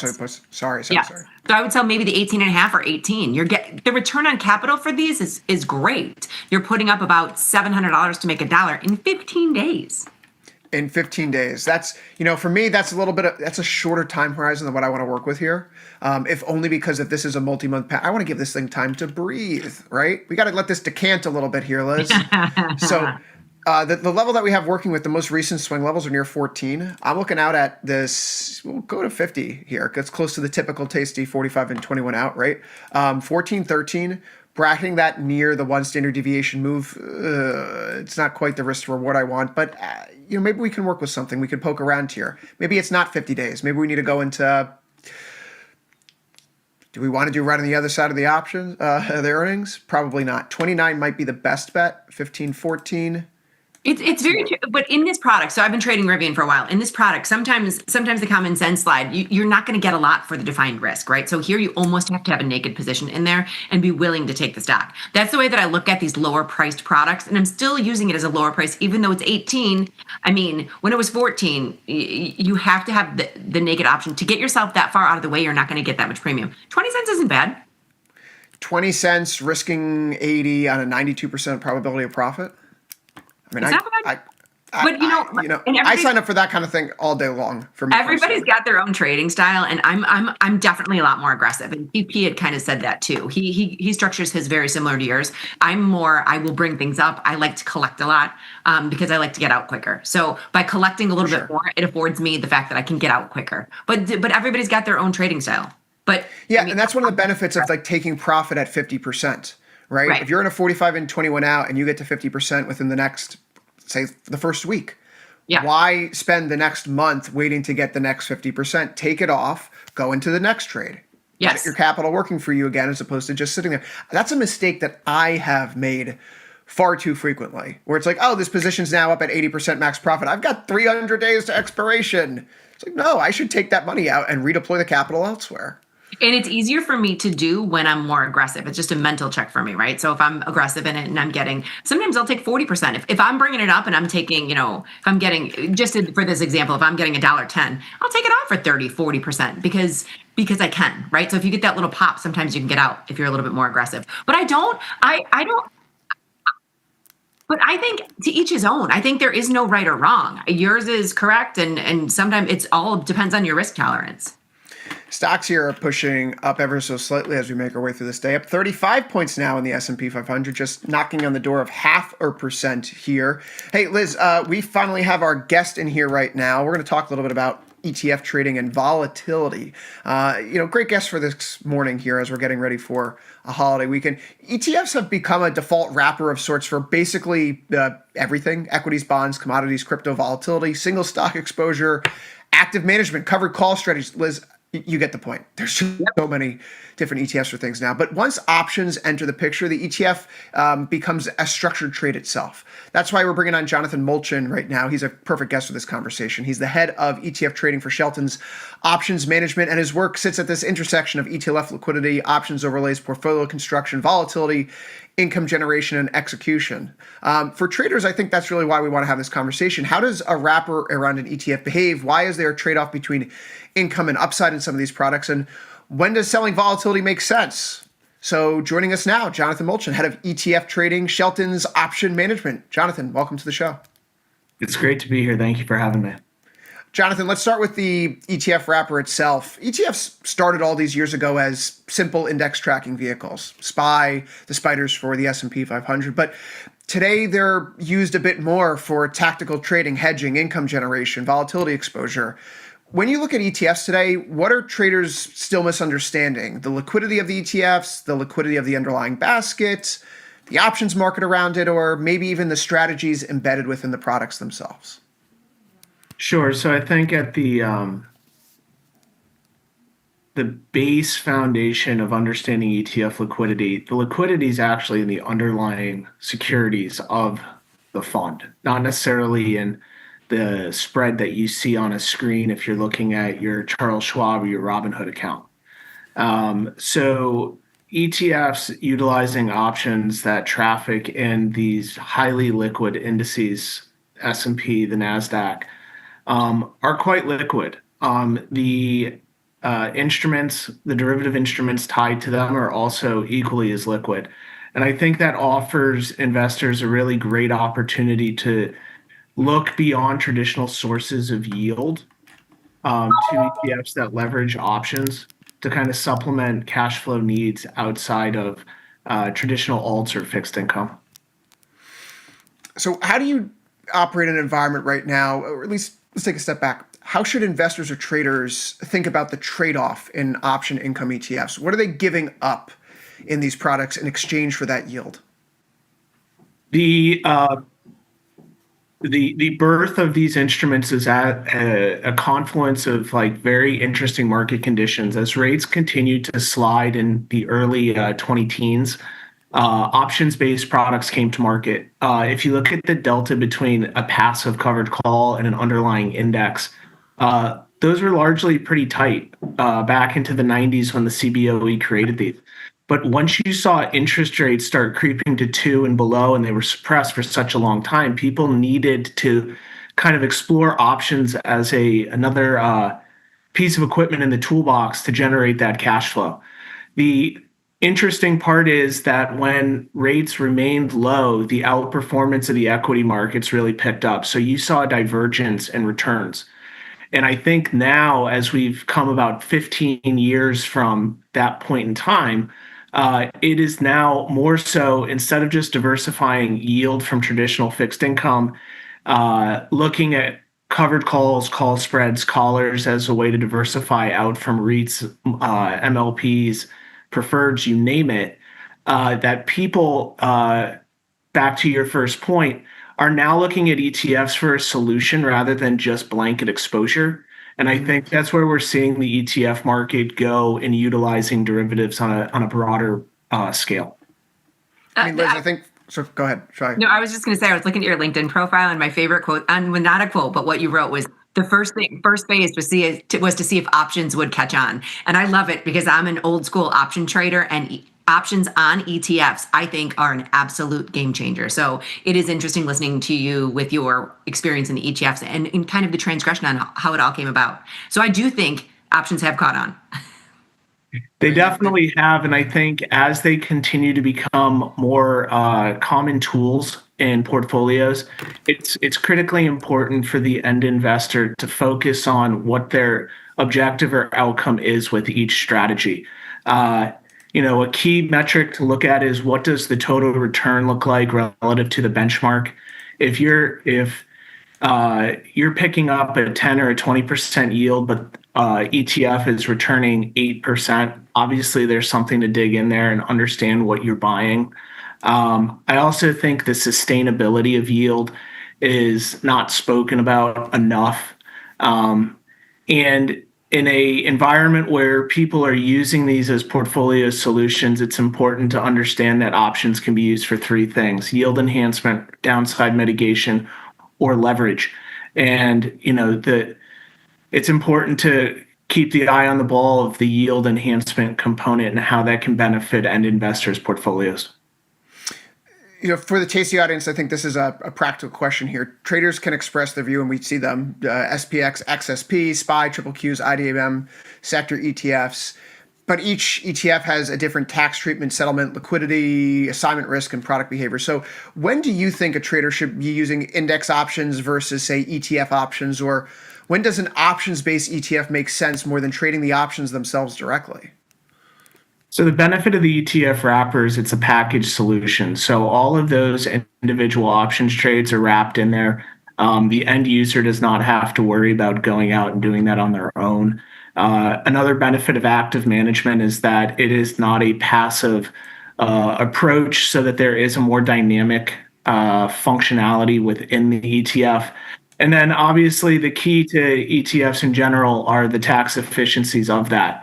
And so when you package index options, which are European 1256 contracts, into an ETF, you also benefit from the potential 60% long-term, 40% short-term capital gains treatment on positive P&L.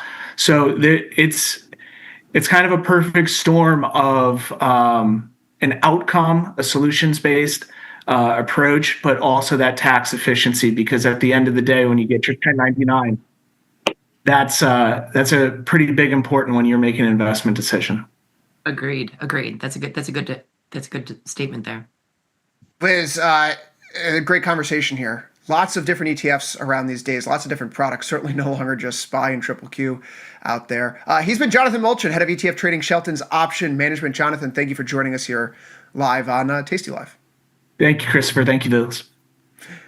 Liz, S&P 500, 75.91 right now, 48 points and firming up as the session goes on. You made quite the premonition earlier. VIX was going to drop below 16 today, and indeed 1581. This would be the lowest close that we've seen in the VIX going back to, we'll call it early June right now. And sure enough, volatility futures as we go to the VXN contract down at 1774. Almost 1776. Yeah, 1776. There you go. So, you know what, though? We need to bring Jonathan back on because the market loved him. I mean, we were rallying the entire time he was talking, and I did not want to interrupt him. I should have put more longs on before Jonathan left. But did you hear while he was talking the dings that were going off on my computer? I did, yes.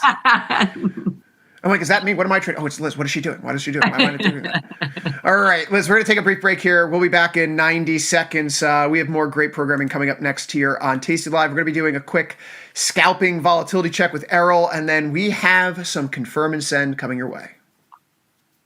Stay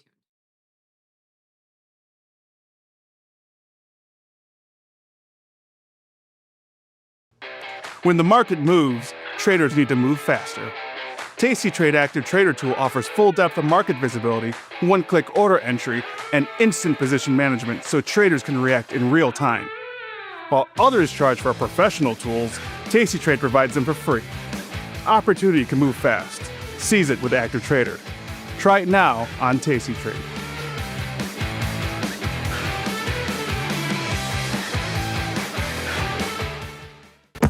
Investopedia says we're the best for options trading, period. Investors Business Daily raves about us. With stockbrokers.com, we're #1 for options trading and best in class for futures too.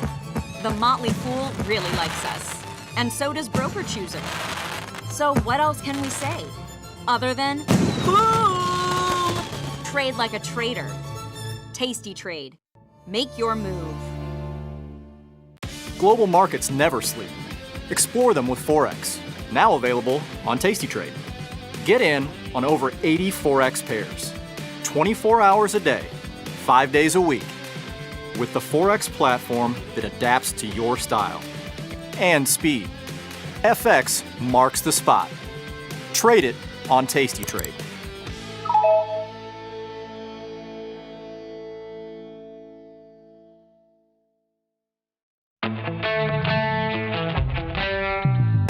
In the world of investing, a beast lurks between the numbers. Some watch from the safety of the sidelines, but others saddle up and ride that one-ton rowdy ribeye for all he's got. If that's you, join us on Tasty Trade, named best online broker for options trading. Genius loves company. First thing about Tasty Trade is how easy it is. It's a very quick, light platform. Whether it's a pool, a puddle, or a sea, you can navigate your way out of it with the Tasty platform. So I love that.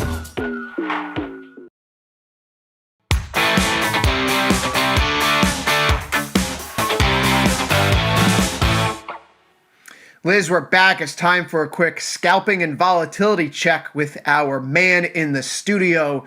Errol is here. Errol, welcome to the Thunderdome. Morning. Morning. 2 men enter, 1 man leaves. There we go. There can only be one. Morning, Chris, Liz. Always good to see you guys. Hope you're doing well, especially after the USA win last night. Oh, Sorry, yeah, Chris. USA. USA. There we go. And I see what you got on there, Liz. So shout out to the Knicks. Shout out to USA. Hopefully go pretty far. Shout out to Mexico too. My mom's from Mexico, dad from Jamaica, so got USA and Mexico. Hopefully they go pretty far. There you go, USA and Mexico. It'll be a fun one. But I know we just got a few minutes here. NASDAQ was a little bit of a slower week. I know we had a little bit of a lower volume traded week. I know we have 4th of July this weekend, so the markets will be closed this Friday. But for this week and anybody else that was scalping alongside with us, we took about 10 scalps this week. We had a little bit of action Monday, a little bit of action Tuesday, a little bit of action Wednesday.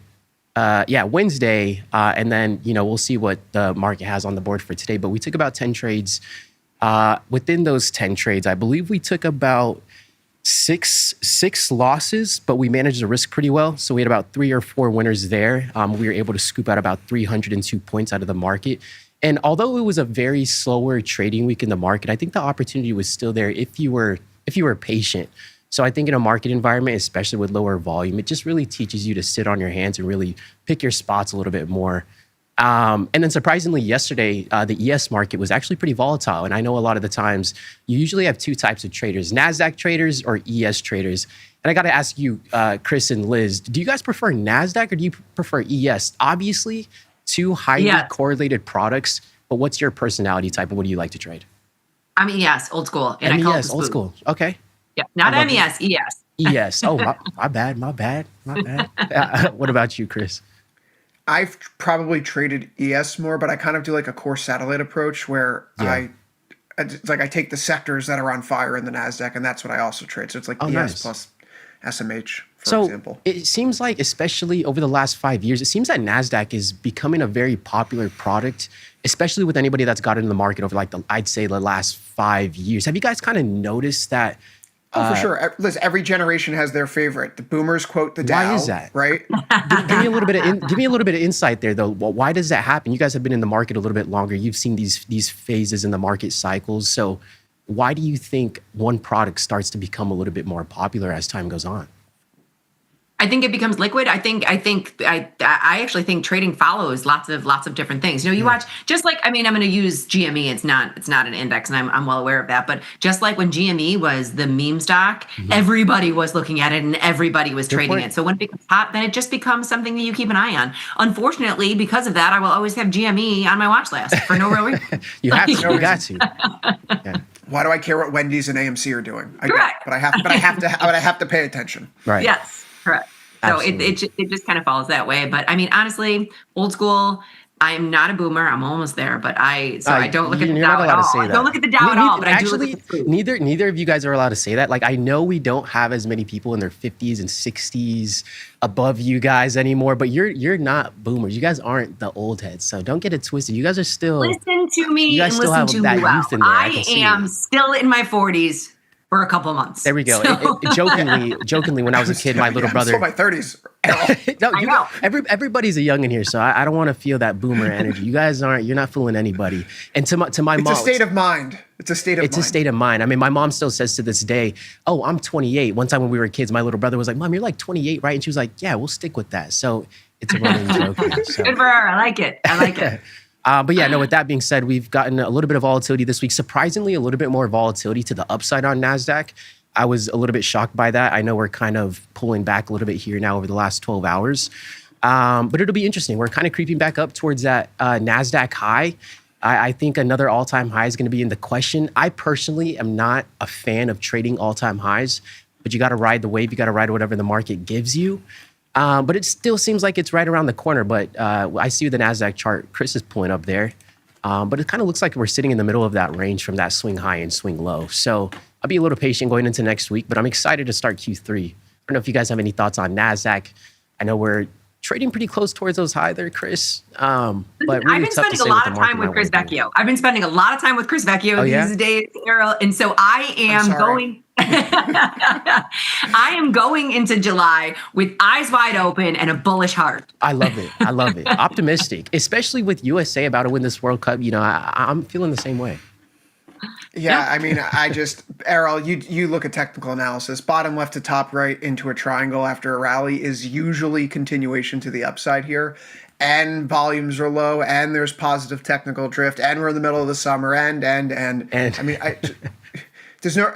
It's a good point. It's great points. Don't bet against the market right now. Yeah. Right? The market has clearly, and this has been a huge problem. People have been fighting the price action since the April lows. 100%.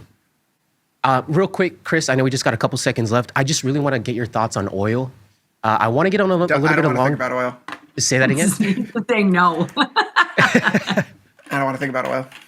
Neither do I. I have a little bit of long delta on an oil right now, so I got to adamantly put spread on USO.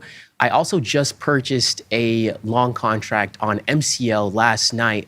I think right now we're down about maybe like $20-30, so the P&L's not too bad yet. But you know, considering we're sitting at the lows right now, I'm thinking, are we going to put another leg to the downside? What kind of fundamental action should we at least keep our eyes on to gauge the behavior of oil and what it might want to do next? I have bad news. All right, This refilling of the SPRs, I've been looking at estimates for what countries are slowly putting out there. Yeah. it's going to be about 1 million barrels per day in additional demand for the next 2 years. Oh, wow. That's it. That's interesting. It's a much smaller number than I thought it would be. Okay. And so that puts us into, for next year then, a 2 million barrel per day supply excess. Okay. Oh. No, that I just wanted to gain a little bit more context to the overall environment. I mean, like, something happens with the war, the front month's going to bounce. Mm-hmm. But if these analyst estimates are increasing, are correct in this post-Iran war world, Mm-hmm. then I'm remiss to say that we should be thinking about like $50 oil again. I got you. Which is not how I've been thinking for the past month, but nothing changes my mind like price action, Errol, and I'm wrong for the moment. Nothing changes my mind like price action. That's the statement of the year, and I'm going to take that one with me. So, Errol, thanks for joining us. Errol checks in with us every morning for Scalping Volatility, and we're going to take, where do we go next from here? I think that we should, you know who's good for this market right now? Tim Knight, fan favorite. He's here next. Errol, thanks so much. We're going to take a brief break. Tim Knight's coming up next here on Tasty Live.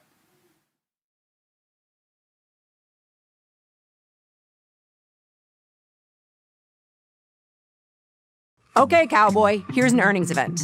Keep an eye out for them when you open your trade. They're fast, they're loose, and they can take you for a wild ride. But that's no reason to steer clear, because you can be your own personal earnings event if you take the bull by the horns. What makes earnings events so special? Before the event, people will start guessing how the stock will move once the earnings report is released. That, in turn, makes the options IV rank higher. Like way, way higher. The nearer the event, the more the speculation, the higher the IV rank. Then right after the event, IVR goes the way of the buffalo. If you sell high premium options right before the event, when IVR is really high, you can take advantage of inflated prices and lock your profits when volatility disappears. Only if, and this is a big if, the stock doesn't move against you. If it does, well, sometimes you eat the bear and sometimes the bear eats you. Earnings events can hit you hard. They can also pay off big and fast if you play your cards right. Pretty simple.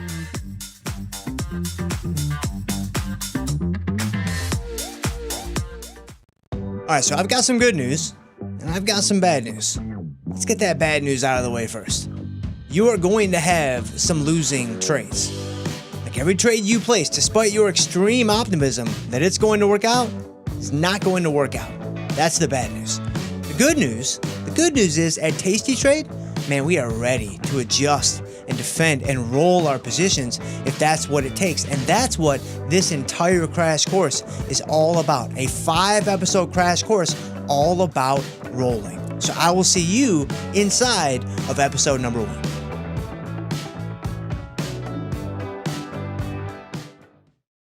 The market doesn't stop.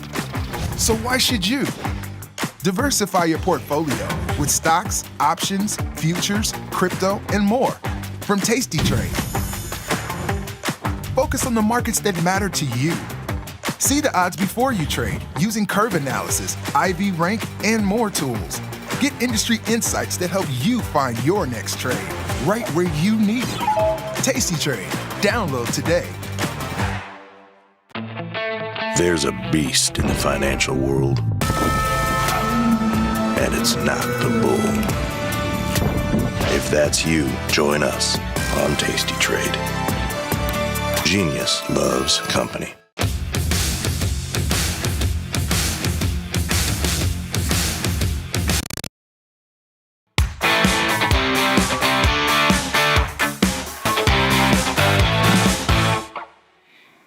Liz, we have a special guest here for this morning's show. We're getting ready for a market closure for bonds in 4 hours, but stocks are going to be open a normal day. No one to bring in better than the man himself, Tim Knight. Tim. Hey, wait. I regret to inform you. I do have to say this live on camera. Tim is one of my favorite people. He really, truly is. I love doing segments with him. I love the wealth of information that you bring. And so I'm very excited. I'm always excited every time I get to share a screen with Tim Knight. Wealth and perma-bears rarely are said in the same breath, but thank you. And there's nothing special about me being a guest here. I'm just kind of showing up, blur. In fact, I always make sure I don't have what in the vernacular I guess would be party hair, because it is quite early here on the left coast. So anyway, so we're all tidy. Second person on camera today to make a comment about bedhead, party hair.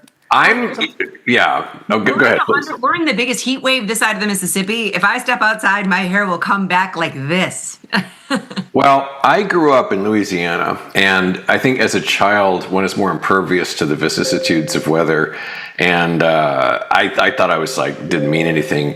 And as an older person now, when I visited Austin, it was like, good God Almighty. So because basically here in the Bay Area, it's 72 degrees every single day. And you could tell me a date 100 years in the future, like Tim, March 20th, 2164, and I could probably tell you that the weather, both temperature and precipitation, with great accuracy. It is incredibly We can make a poly market for that. Yeah.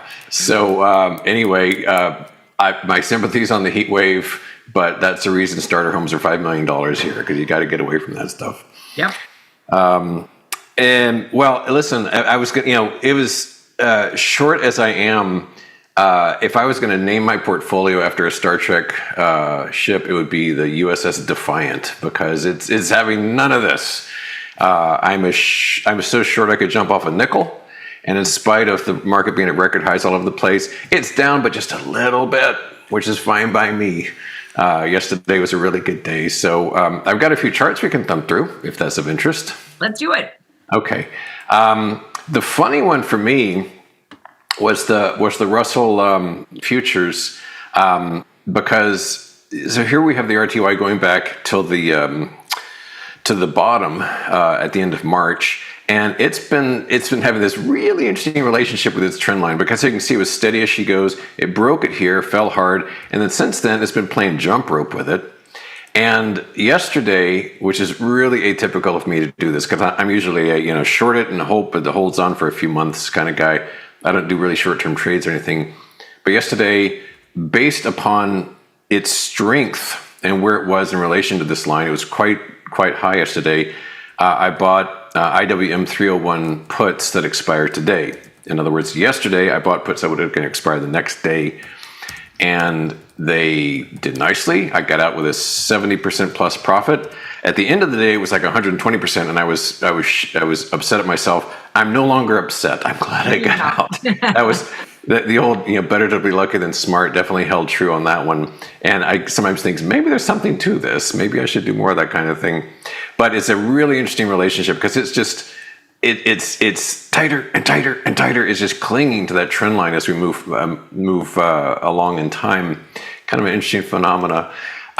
Meta was really cool yesterday, because on the show yesterday, I made mention that they were making big news by saying we're going to kind of lease out our AI infrastructure, which to me, the market treated as fantastic news. Hey, a new revenue stream. And I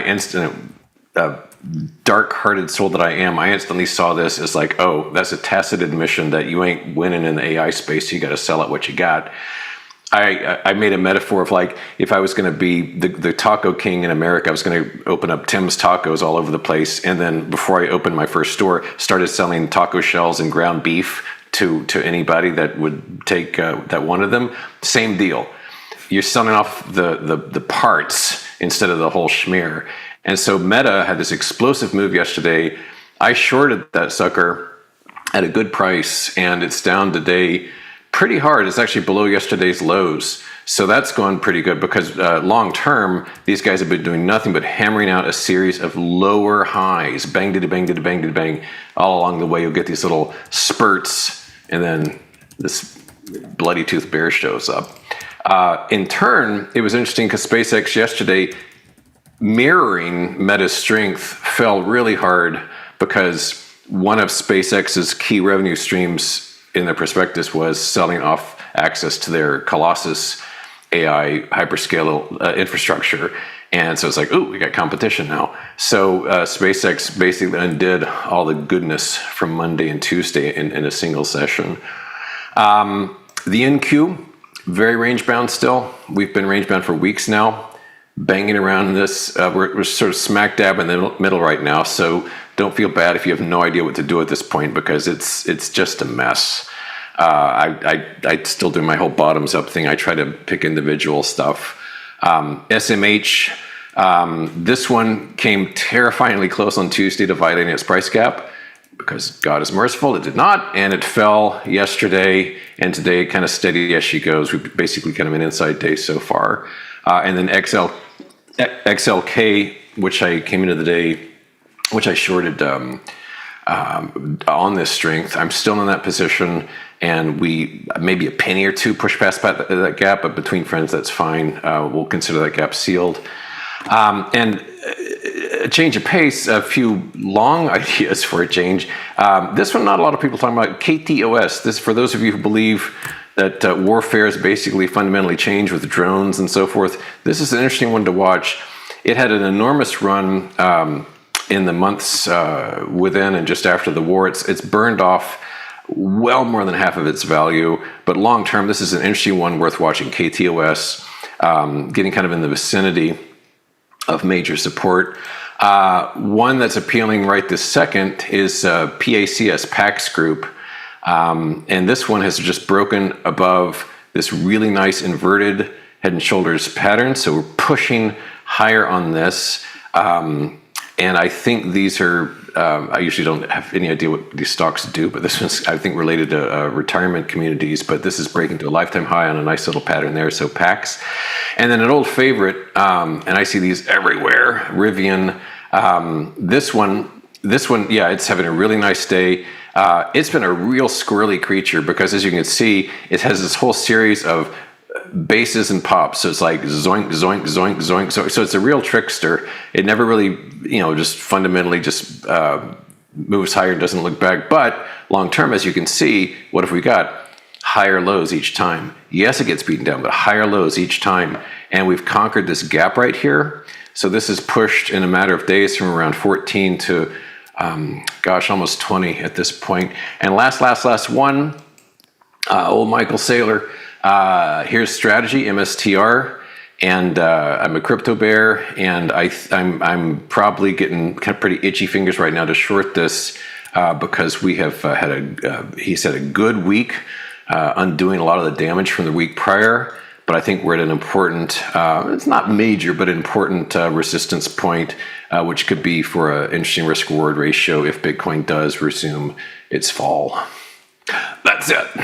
Do you have any charts? I mean, I know you just looked at MSTR, but do you look at the Bitcoin charts or the cryptos at all? Oh my goodness, yeah. Now I usually use my own charting platform, but I use this one on the show. And one thing that's thrown me a bit, and I mentioned this yesterday, is that it used to be $/BTC, and now it just sort of stares at me like, "What do you want?" So that doesn't work anymore. I'm not sure why. So I kind of cheat and just use like IBIT. Yeah, I took a good proxy for it. Yeah. So in any case, Bitcoin is down about 50-ish% since October, and I'm looking for it to get to say 40,000.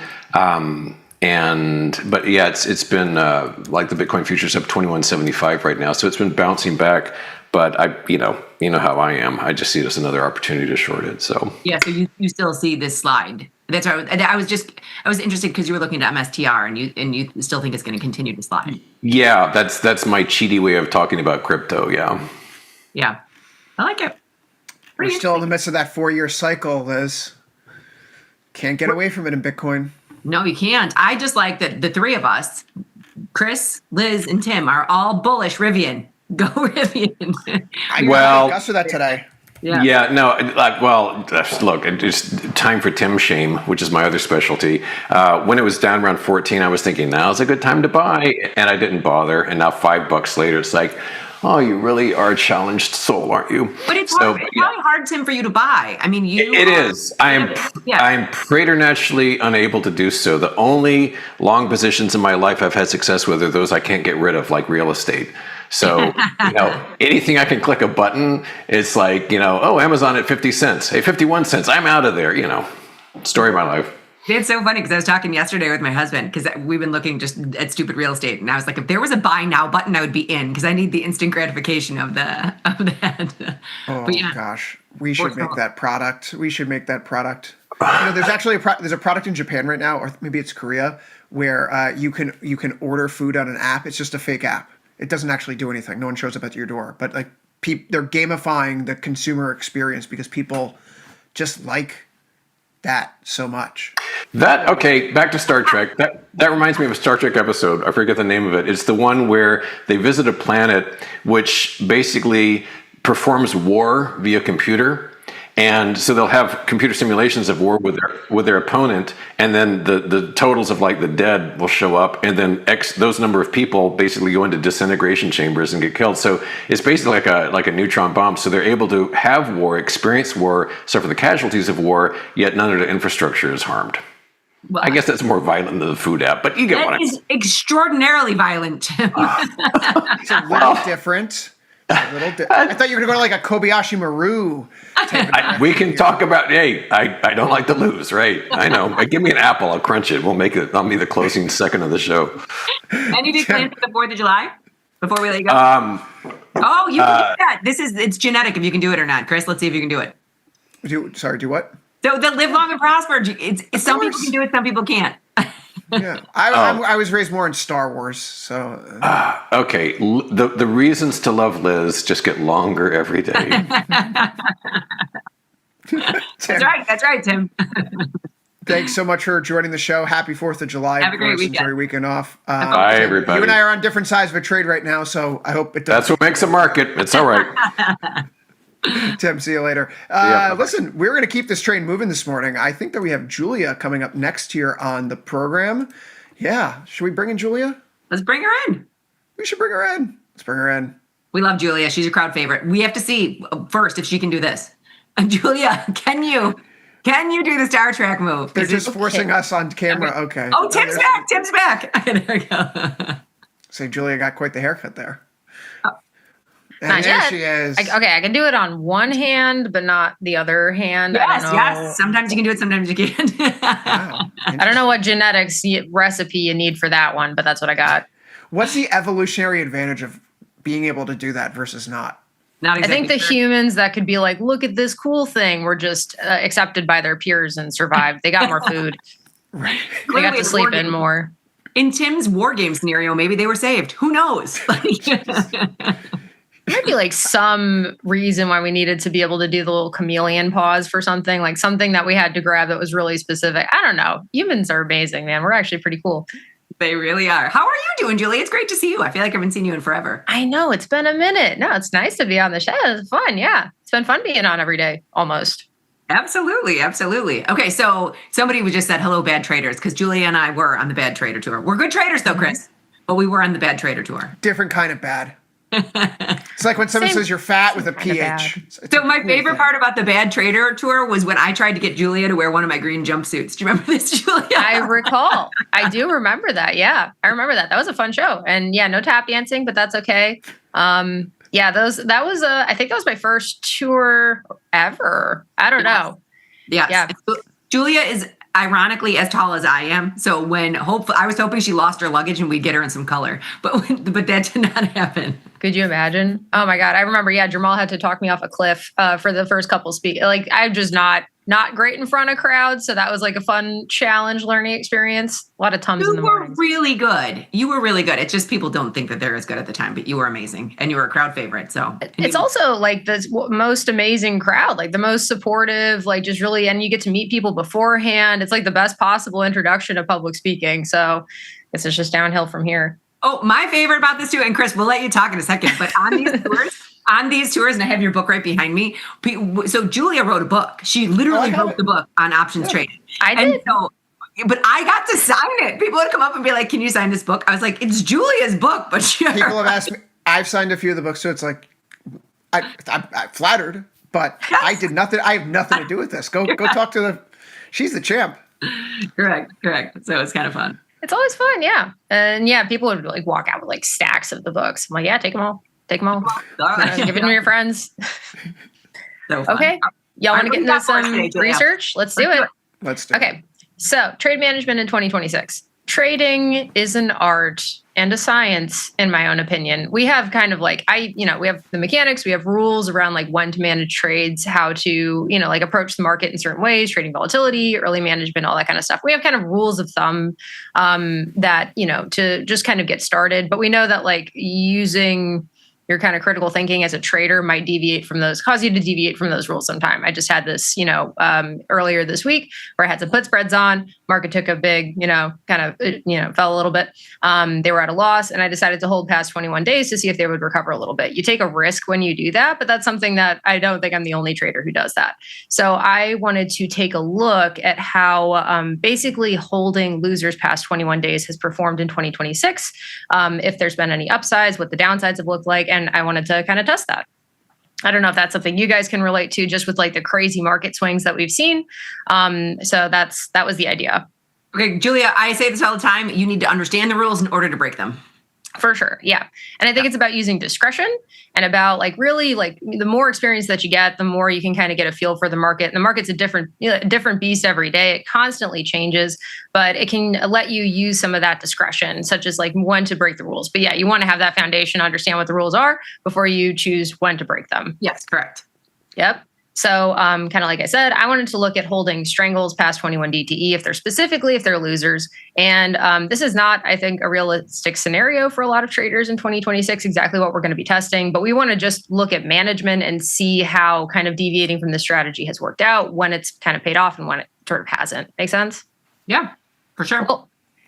Let's look at the study. Okay, so we're just looking at 2026. So this is very short stint of data when we had a lot of turbulence and a really crazy rally in the market. And we're looking at 45 DTE, 16 delta SPY strangles. And the reason that we're doing that is really just to isolate the results of management. So we're looking at SPY as kind of like a test underlying. A lot of these principles hold true regardless of what underlying you pick. Strangles we're using to remove the directional bias. I was not comfortable putting on the put side for a lot of 2026 after my first loss or two, but we're trying to remove sort of like directional bias from this. So we're using neutral strategies. And then we're also ignoring critical factors like IV that would skew these statistics, because we're really trying to look at management in 2026 and how that's been working out. So we're looking at every day, right? Every day. That's another factor too. I love talking about this or having conversations about because this doesn't represent how people would typically trade. You're not trading a strangle every day, but we're trying to get as much data as possible, again, to kind of isolate the factors of management, see how that impacts our strategy, and then go from there. But this is not representative of how someone would actually be trading. We're just trying to understand management, right? Right. Exactly. So unmanaged strangles, early management, 21 DTE or 50% the initial credit. And then if a loser, or if a trade is a loser at 21 DTE, holding it until it flips positive. That's what we're trying to test here. So we're not going to be the greedy traders. We're not going to try to collect significant premium. We're just saying if it's a loser at 21 DTE, we're going to hold it until it flips green and then take it right off. And then if it doesn't flip, we're holding it to expiration. So this first slide here is showing us basically what just regular management versus unmanagement kind of looks like. And you can see that the tail risk specifically, again, we're trading neutral strategies when we had a very strong rally in the S&P. So basically all those red bars, anyone who would have put a trade on, a strangle on during that time would have incurred a loss, whether they managed early or at expiration. And we can see that the tail risk becomes significantly worse when you don't employ those management strategies. And that's really what we're trying to do when we use them. We might lose a little bit of money from premium collection over time because, the longer the trade goes, the closer it gets to expiration, the more theta decay, the more premium you collect. But the tail risk is really what we're trying to control here when we're doing these early management, so that we can more likely be profitable in the long term. That's what we're trying to do, right? Yeah, I see this. Yep. And the tail risk is where what is the scariest part. And so trying to eliminate that makes sense. Exactly. And this tail risk, what's really interesting here is this tail was from one really strong rally in the S&P. We saw this huge period of strength. So anyone kind of trading neutral strategies during that time, it was really the same event. So it looks like a lot of losses, but it's really from one big tear in the market, basically. Right, because you put them on every day. So that's why. Exactly. Yes. And again, we're doing that to try to get a snapshot of what the average experience is like, which means that we're trying to, people are going to be putting the trades on at totally different times throughout the year. They're going to be managing them differently, using different entry conditions. We're trying to kind of ignore all those factors and just look at management, which is why we're seeing all those red bars. So basically anybody that would have put on a trade during, those times, really around April, right? Anyone would have put on a trade during that time would have incurred a loss. And then we see green most of the time, which is what you'd expect from a strangle. Yeah. Yep. And then where it gets really interesting, so if we go to the next slide, if we're holding the losers past 21 DTE, those kind of hatched bars are what would happen if you held the loser past that 21 DTE mark. And you can see a couple times when the P&L flipped, right? So like as you would kind of expect, like the market kind of goes up, goes down, reverses. And so you see that like of the trades that were placed, of the 39 losers, basically 20, this is a typo, but 23 of those trades flipped. So we increased our pop pretty significantly, but the trades that didn't flip incurred much worse losses, especially during that one like very specific market event that we saw in 2026. Yes. Okay. Yeah. So if we go to the next slide, we can look at our nice table of numbers. But basically, when we're managing early, the tail risk is really what we're trying to control for. So holding the losers past 21 DTE increased the pop of the trade. We saw it increased the median P&Ls but it came at the risk of higher CVAR because you're basically getting the same level of tail risk as if you didn't manage the position, if you're waiting it to flip. When you're undergoing one of these extreme kind of more not extreme market events, but really strong rallies that we saw. We use average P&Ls to get a snapshot that kind of includes the tail risk, but median P&Ls are really what your kind of more typical experience will be sort of as a trader. So it's important to look at both, one that has the tail weight, one that is sort of like the middle of the distribution instead. But the kind of messaging remains the same, which is that like just managing early and controlling that tail risk has a really, really big impact on your CVAR, which is really what you're trying to control for when you're using that. This is good. Julia, can you just explain quickly to the audience what the difference between VAR and CVAR is? VAR and CVAR. Okay, so value at risk, expected shortfall. We're basically trying to look at especially this is good with distributions that have a really big tail, such as short premium distributions, where like the tail risk is unlikely to happen, but can get very large. Your value at risk is basically like, what is the point in the distribution when you hit this tail? So for example, like if your value at risk is like $1,000 and your threshold is 5%, that means in the worst 5% of cases, your loss is going to be worse than $1,000 is what your VAR is. Your conditional value at risk basically takes that extreme tail and does like a weighted average of it. So it's an even more kind of like extreme estimate of your worst case loss. We use buying power for that as well, but we wanted to use actual data for this back test. But that gives you like a representation of like what your historical worst case loss is. Approximately, or what you can expect it to be. So your conditional value at risk is basically like what we're looking at to look at those extreme tail occurrences. That's a little bit less extreme than buying power reduction, which is meant to capture like 90 to 95% of those losses. Does that make sense?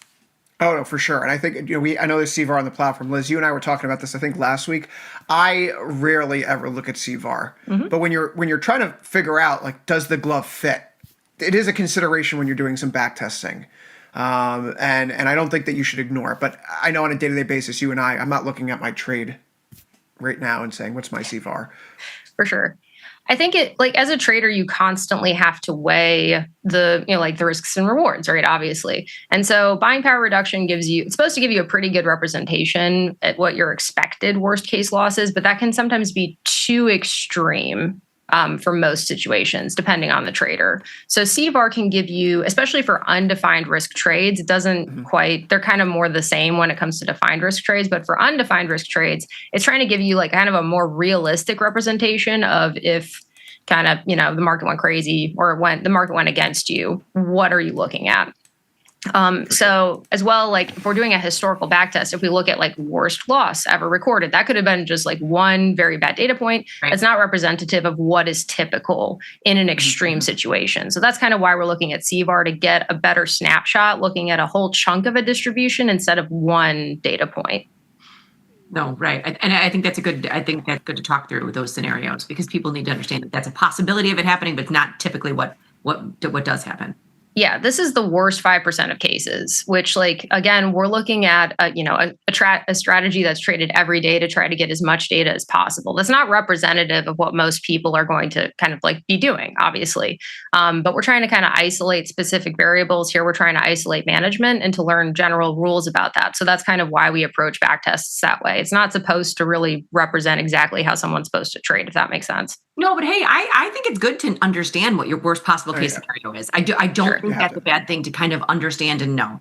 What typically happens or what possibly could happen. It's knowledge is power in that. So you can't be surprised if you say I lost $4,269 in this strangle. Julia, I mean, like the practical thing here for traders, in my view, is like, oh, there's no benefit for holding past 21 DTE on a loser, right? And that's just you have to get lucky, and if you don't get lucky, then you experience a much steeper loss unless you manage your position correctly. So exactly, I don't need to know the CVAR. I can look at this and go, oh yeah, no, it's just not worth it. But you know what though? It's very hard. I like the CVAR in there too because I have I'm a very like, oh yeah, now how about now person? I was like, I'll get you back. Like I'm trying to be lucky. So it is sometimes that mechanical approach, and it's human nature to think that. It's human nature to think, okay, well I know it's going to turn around now. If it didn't turn around the first 21 days, the next 21 days I'm going to do it. But that's not, you can't fight the math. Yeah. Can't fight the math, and you also can't really, it's really, really hard to gauge the market in real time. It's very difficult to tell like what the movement that we're seeing in the market, are we in the middle of a sell-off? I remember in 2020, that was an ongoing conversation several weeks into the sell-off. We still kind of couldn't tell if we were in full-blown sell-off territory or not. Likewise with the rally. So what we kind of saw here is like your P&L can flip, right? It did happen with a good number of cases. But if you're in especially if you're in a very aggressive market regime, and if you're, trading a single company stock or a sector ETF as well that are subject to different kinds of risk factors, like it can be very difficult to tell in the moment, like kind of should I, break the rules a little bit and keep this on, or should I not? It's really, that's why I'm saying it's like a science and an art, but it's good to understand the science to know when to kind of use that discretion, and especially understanding what the potential risks are when you choose to do that. Like it could continue to go south. That does happen. Right. Great point. I like it. Are there takeaways, or is this the last slide? These are takeaways that we can just real quickly go through them. But basically, early management 2026 is holding up. It's cut and tail loss versus holding to expiration. Holding those losers past 21 DTE did boost the win rate, but that comes with more exposure to tail risk. Trades that never flip positive continue with they don't have a stop loss, and they will just kind of go on to expiration. Basically, have the same kind of tail risk as an unmanaged position. So, looking at this, I don't want to say best is maybe not the right word. I would have changed that, but the 50% 21 DTE gives you more control over the risk profile long term. And then the other element here that we didn't talk about is that it frees up capital for redeployment. Mm-hmm. So when you do have, a loss that could be because of volatility in the market, then managing that position early allows you to potentially redeploy that to more strategic positions. And also important to note that we're looking at like 6 months of data, and we're really trying to look at one specific variable, which is management. So this is not representative of how someone would typically be trading, but we want to just understand, like, did it hold up in 2026? And this is kind of painting a picture why, hopefully. Liz, it's almost like if you're, for me, I mean, I think the takeaway here is actually really informative. As a trend trader, if I'm trading a position within the trend and I'm at 21 DT and it's working against me, but the trend is still holding, that may be a scenario where I go, you know what, maybe I give this another day or two. Yeah. Because I'm trading with the market. It could bounce back. Maybe I go beyond 21. I go to 17, 16, 15. But you understand why. You understand what you're doing. Exactly. Yeah. Exactly. You know the rule. Know when, given the context of the market, how to break it. And why you're But also, like, know the risk. It's like I could totally be wrong when I do that, and I might be increasing my potential losses when that happens. So that's why, using that discretion. But I just did that. I'm like, we had a drop in the market. I decided to keep my positions on past 21 DTE. Market recovered a little bit, was able to take some off for a little bit more profit. But that, I wouldn't have maybe done that if I was trading strangles in 2020. I got very uncomfortable putting the call side on at all. In 2026. I got very uncomfortable putting the call side on and all back in April and March. So, it's really, you got to use your trader gut. Yep. I like it. Cool. All right. That's Liz, all I got. We are swapping out one genius for another here. And I mean that sincerely. We have the doctor coming up next. Julia, thank you so much for this segment on risk management. Dr. J is here to talk about probability origins, the skinny on options, coming up next on Tasty Live.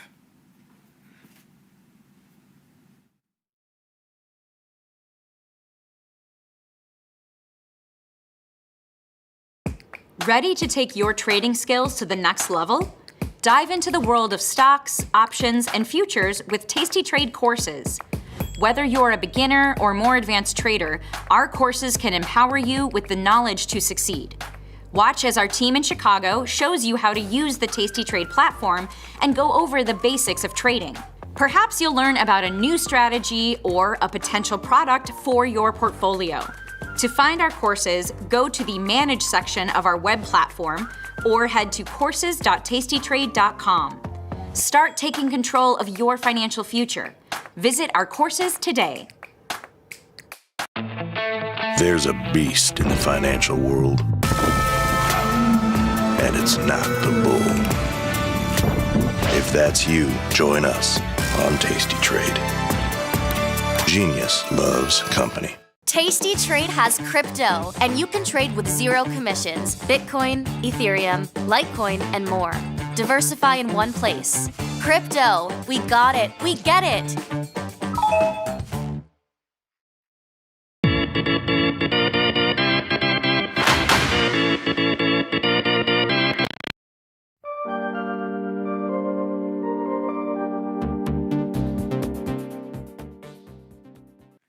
That is some beautiful, beautiful music to bring on the one and only Dr. Jim. You know how much I've learned from this guy over the years? I watch his videos on the weekend on YouTube. Oh, so you're the one. Wow, that's exciting for me. That's exciting for me.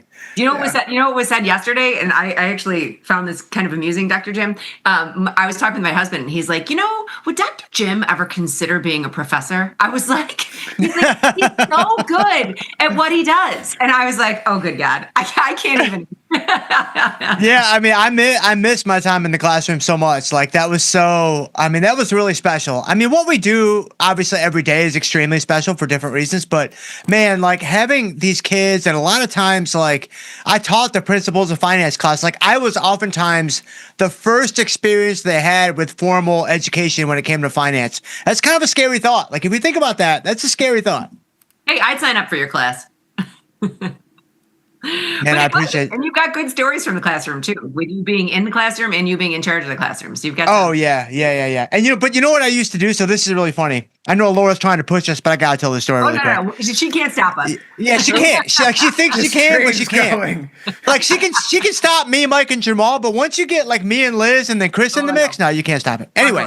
I used to actually bake my kids cookies for when we would have exams. I would bake them cookies. And they loved it. They loved it so much. So I just fattened them up before the slaughter. Like it was so amazing. And we had a real good time with it, man. That's smart. That's pretty smart. So they like you even if they fail the exam. That's exactly right. You build up the morale and then you crush them. And then you hope to come out as even in the end. The worst that happens, they don't learn anything from Dr. Jim. At least they walk away with diabetes. That's correct. That's exactly right. All right, let's do some probabilities, man. You guys ready to talk about some probability origins? I cannot wait. We're gonna talk about POP, P50, and then POT. So these are the three probabilities that we use every single day. I thought it would be useful. You don't know what POT is, Chris? No. Do you know what POT is? I've never heard of the substance. I've never used it. Talk to Ilya.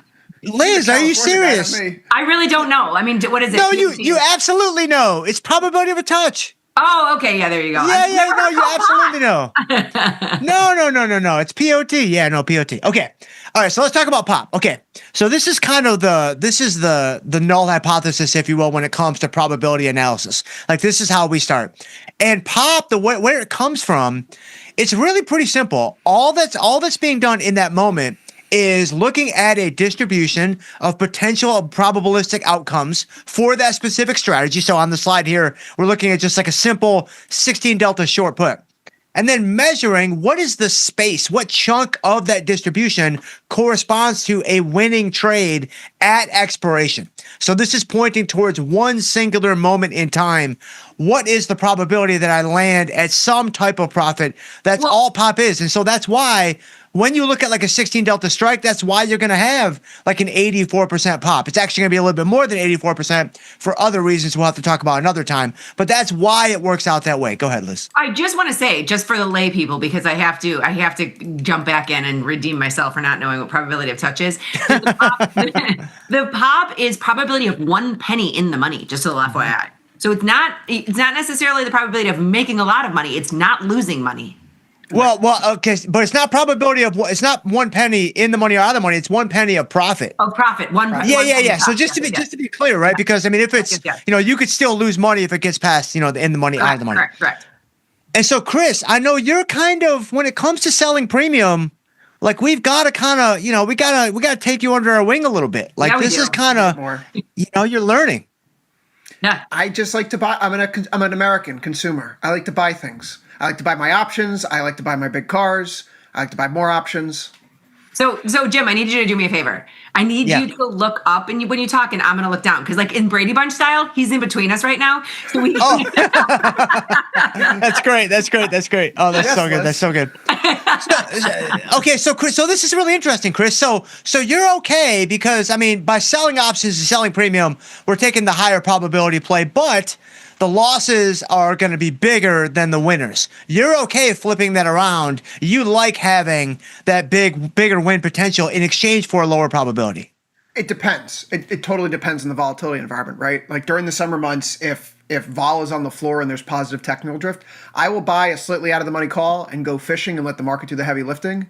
If we get to a place in like April or March this past year, I don't want to buy calls in that environment. So it's totally contextual. I don't have an issue with paying for premium though, which I know a lot of other people do.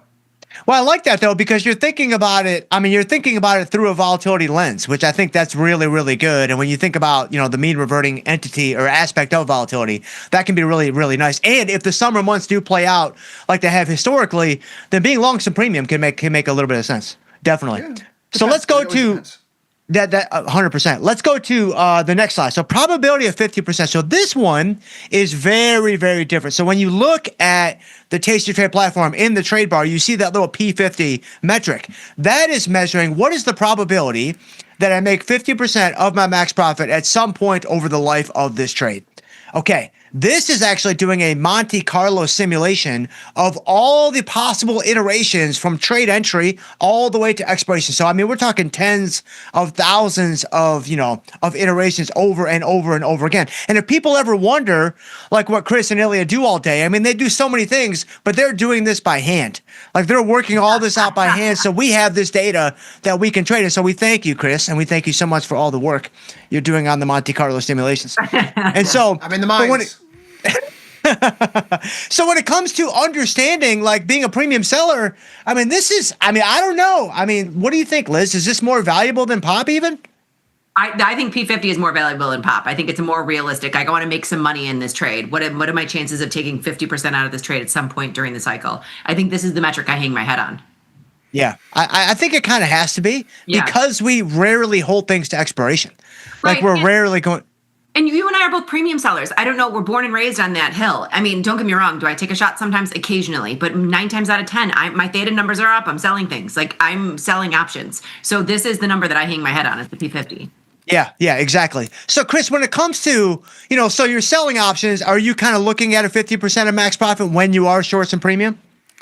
Yeah, that's something I need to be better about. I was actually lamenting this with Liz. There's just in terms of the income generation cycle of it all, if I can get into a trade 45 in, 21 out, and I hit 50% within a few days, why on earth would I want to hold on to that and try to spend the next month squeaking out the next 50? Take it off, move on. I need to be better about that. So I'm trying to change that stuff. Second half of the year, 2026. There you go. No, and that's it. We're all trying to improve, right? That's 100%. Constantly. Yeah, definitely. So the last one, let's go to POT because Liz needs some help on this. I do. So when you look at a probability of a touch, if you go back to a Black-Scholes model, that's what we have here on the slide. That N of D1, that is essentially delta inside the Black-Scholes model. Well, the probability of a touch is simply 2 times the delta. And what this number actually measures is what is the probability that level at that strike gets hit at any point over the cycle. It doesn't have to stay there. It may go through it. It may bounce back. It doesn't matter. But what is the probability that guy gets tested at some point?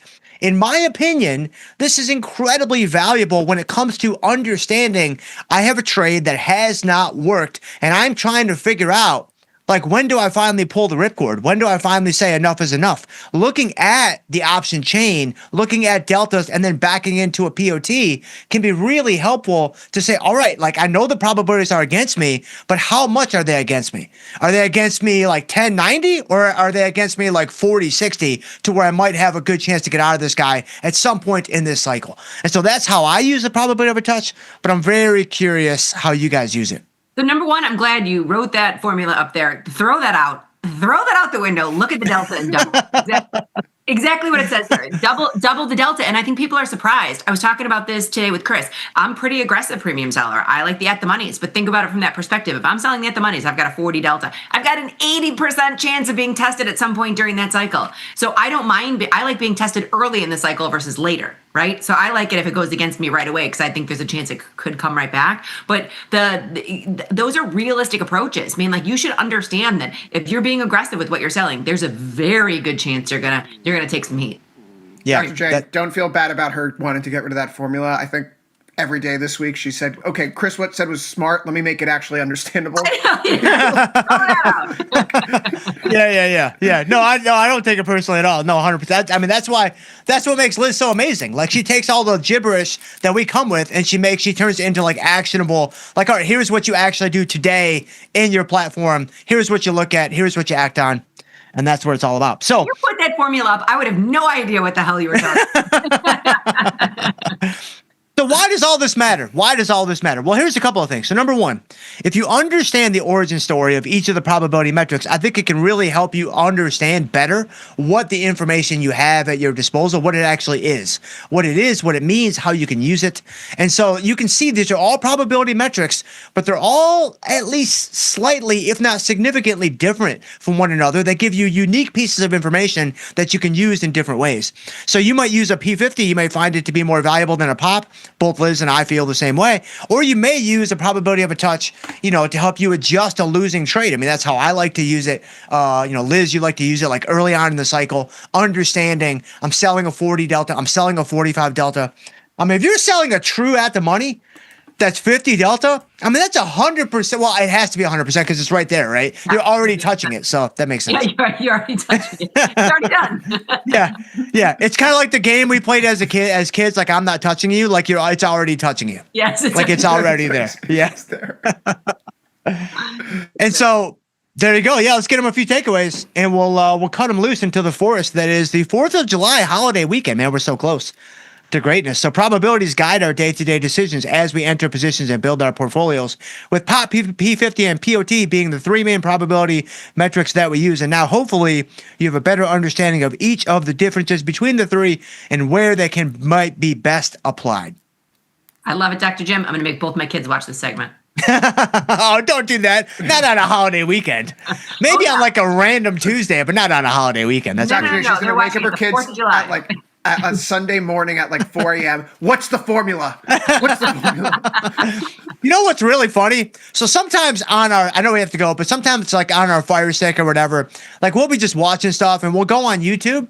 And so sometimes we'll go on YouTube and my kids will see like my segments come up and I'm sitting next to them on the couch and they still can't believe that because they see like real famous people on there. And then they see me like right next to them and they're like, this doesn't make any sense. Like, what world do I live in?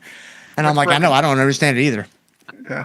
Kids will never understand that. No. They will never understand the famous Dr. Jim. So thank you very much, Dr. Jim. Yeah, you got Dr. it. J, yeah, happy 4th. Yeah, happy 4th, guys. Back later today, right? Yeah, from theory to practice, 2:30. That's right.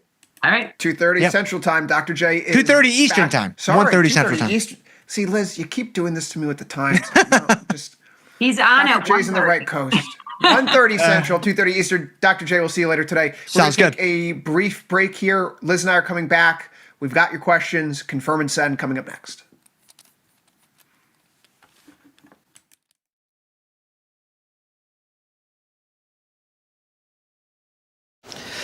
Whew, let's make this quick. I got to get going. I make $4.97 every second that I work, and if I don't clear $145,000 by the end of the day, I'm going to go crazy. Okay. It's a cute dress. Where'd you get it? Oh, thank you. H&M. $23, 10% off sale. That's pretty good. Probably not worth more than $4 now. That's too bad. Got to be aware of these things. Everything has value. Well, not everything is value. Everything has value. I am pretty sure I can name a couple of things that don't have value. Go ahead, go for it. Okay, caution. 5 cents. Feebleness. That's a sad one. $1.12. I have a toughie for you. All right. What about us? Me and you? Yeah, did we have a price? Yeah. 2 cents. We should have sold that one a long time ago. 2 cents? Yeah, we could have made a lot of money on that one. Oops. 2 cents? Yeah, I wouldn't even pick that up off the street. Exactly. I think that's more on you than it is on me. Lord knows I'm trying. Hey, You know what, though? There's money to be made everywhere. Take you, for instance. Look at you. You're a young buck. What are you, like 37? I'm joking. How old are you? I'm 26. With your genetic makeup, you know, you're not putting on too much weight. I think you could sell those little lady eggs of yours and make quite a profit online. But I wouldn't wait too long. Next month, those would go down big time, especially if you keep eating the way you're eating. I gotta take off. Time is money. Are you serious? Yeah. Hey, look, can you get the check on this? I left my wallet in the car. I don't like to carry around bulky things. It slows me down.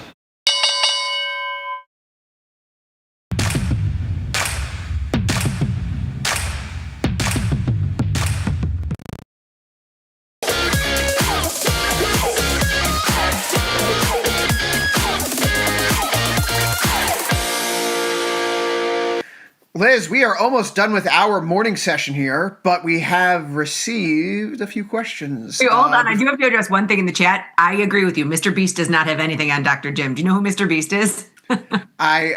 It's been forced on me, so yes. Okay, good. Just checking, because I did reference it. I wanted to give that a shout out. Okay. You know, honestly, I'm after yesterday's Jaylen Brown Paul George trade. Bill Simmons pushed his live Netflix show from last night to this morning at 11 a.m. Eastern. I'm getting ready to hate watch this so bad. I can't wait. But before we get there, 75.45, stocks have come off their highs, about 50 points off the high. S&P is only up 1 point right now. Nasdaq's down by 1%. Hey, that short iron condor and SPX that we put on earlier, the TP special, may be working out for us here, Liz. Nothing to manage just yet right now, but if we were to take this off, we could flip it for, well, still still a little bit of a loss. So we got to wait a little bit longer. Sometimes with the iron condors, so that's the problem is we got too much of a move. If we had stayed where it was right when you put it on, you would have been out by now. But because we've got that down move, that 50-point reversal, you're going to have to sit on your hands a little bit longer. I just need a little bit of stability here. But hey, let's get into confirm and send. We have a few questions here from the audience, obviously, that came in over the course of this morning's show. Laura, let's go to the questions. And Liz, this one feels like it comes directly after what we just spoke about with Julia here. So I'm going to bring this to you. I keep hearing that the number of occurrences is what makes premium selling work. Hold on. I think that they're putting something else up. There we go. There we go. No. Yeah. I've heard 4, 5, 1, 2. Yeah. Number of occurrences.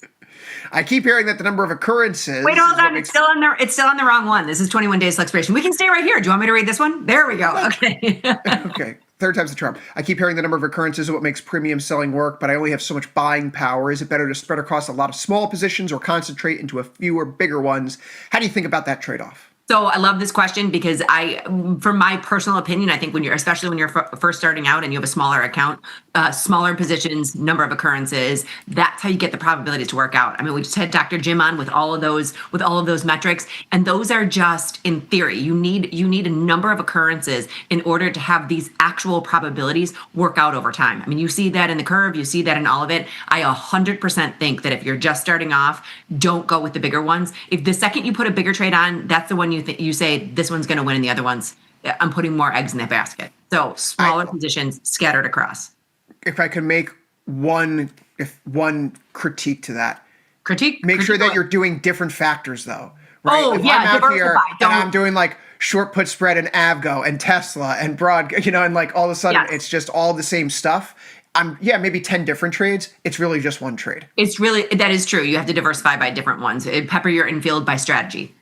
Right. So maybe have 3 or 4 different things. So those are your like 3 or 4 big ideas, but then with each one you have 3 or 4 different trades coming out of them. So you're not just all eggs in one basket inadvertently. And I've done that myself, by the way, where it's like, oh yeah, I have a lot of diversification here. Oh wait, no, I don't. It's all long deltas and tech stocks. It's all the same thing. Positions. That's a very good point, and something that I failed to say, because it is true. You want lots of different positions across lots of different things so that your numbers work out.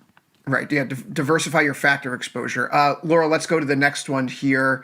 Finally. Okay. I heard that 21 days to expiration thing is 100 times. I don't get why. If a trade's winning, why not let it ride to expiration and collect the full credit? What's the actual reason to step in and manage at 21 days instead? This is right out of Julia's confirm and send. It was, and I'm glad we got this question on there. And I kind of like the whole network kind of circling around and talking about things as a whole and answering these questions.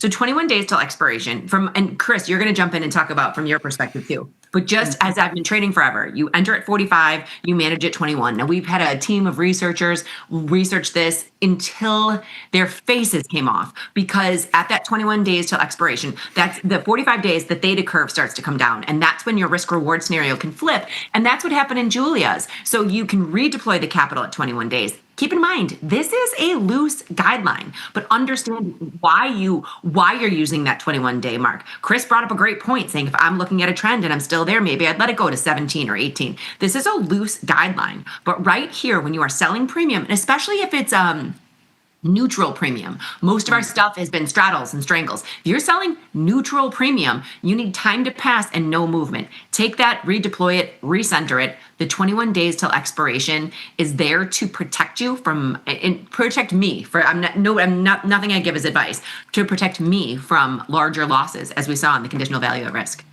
Right. I mean, the goal isn't to maximize every single dollar out of every single trade. It's to survive long enough and keep putting trades on so that through the cycles, the probabilities accumulate in your favor here. So I think you said this to me once years ago when I first met you in person. We were talking about this. You told me that the last nickel's usually the most expensive nickel. So take profit early. It usually is. And it's just the wing in the prayer program there. So taking your profits early, and it's not yours until you close it, right? So if you're at 21 days or 50%, whichever comes first, then redeploy that capital.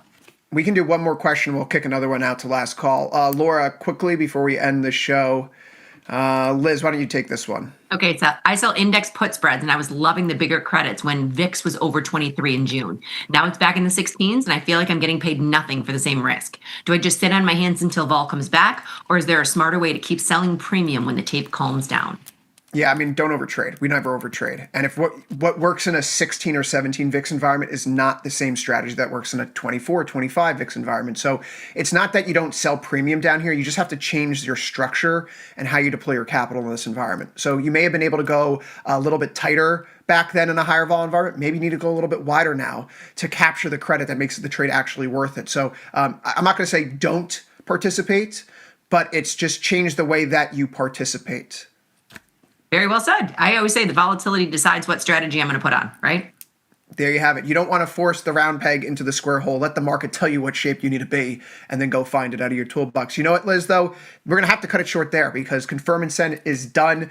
Liz, you and I have served our time here today. We're getting back to a flat market. Maybe, just maybe, we'll take off that iron condor for a trade back to 75.02 here in SPX. But Gus and Errol are coming up next. TP and I will be back in about 30 minutes.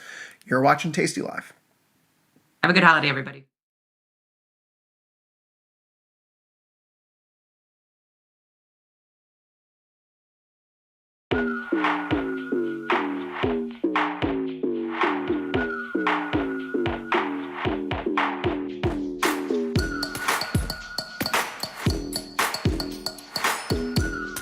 First thing about Tasty Trade is how easy it is. It's a very quick, light platform. It's all on one page. And with 1 or 2 clicks, you can be anywhere on the platform. Being able to see graphically where your profit and loss zones are. Whether it's a pool, a puddle, or a sea, you can navigate your way out of it with the Tasty platform. So I love that. You guys have the most unbelievable customer service in the business. Email support, call support, get through right away. They actively listen to the customers to make changes to the platform to make it better. In fact, I've never seen anything like it in any corporation in the United States. Tasty Trade's Active Trader interface makes futures markets your arena. Built for the bold, not the bored. Trade CME futures with a single click. From micro contracts to major ideas. And go even further with futures options. Tasty Trade lays out multiple ladders and charts for total visibility. Plus, hundreds of built-in indicators for traders who want a broader view. Tasty Trade, pro-level tools, intuitive design, total control.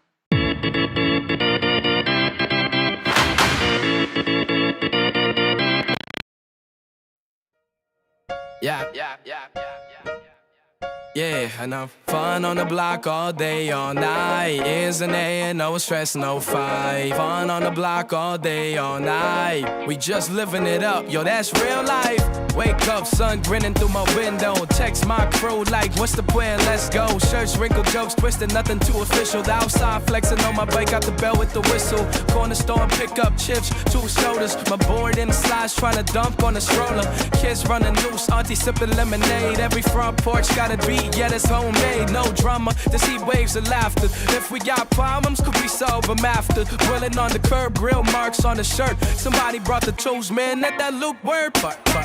Fun on the block all day, all night. After with my people, yeah, we feeling alright. Fun on the block all day, all night. Good vibes only, yeah, that's real life. Fun on the block all day, all night. Hands in the air, no stress, no fight. Fun on the block all day, all night. We just living it up, yo, that's real life. Bays at the table, crowd tilted sideways. Grandpa talking trash, man, he wild for his age. Kids on the hydrant, street gets wavy. Auntie hit the double dutch, yo, she still crazy. Ice cream truck roll out, yeah, we all chasing. Pockets on lead, but the vibe's still blazing. Cops roll slow just to see what's good. They know the drill, it's a party in the hood. We laugh, we boast, we live, we boast. It's all fam out here, raise a glass, make a toast. Sidewalk royalty, king of my block. Every place got a story, every joke is a spot. Fun on the block all day, all night. After with my people, yeah, we feeling alright. Fun on the block all day, all night. Good vibes only, yeah, that's real life. Fun on the block all day, all night. Hands in the air, no stress, no fight. Fun on the block all day, all night. We just living it up, yo, that's real.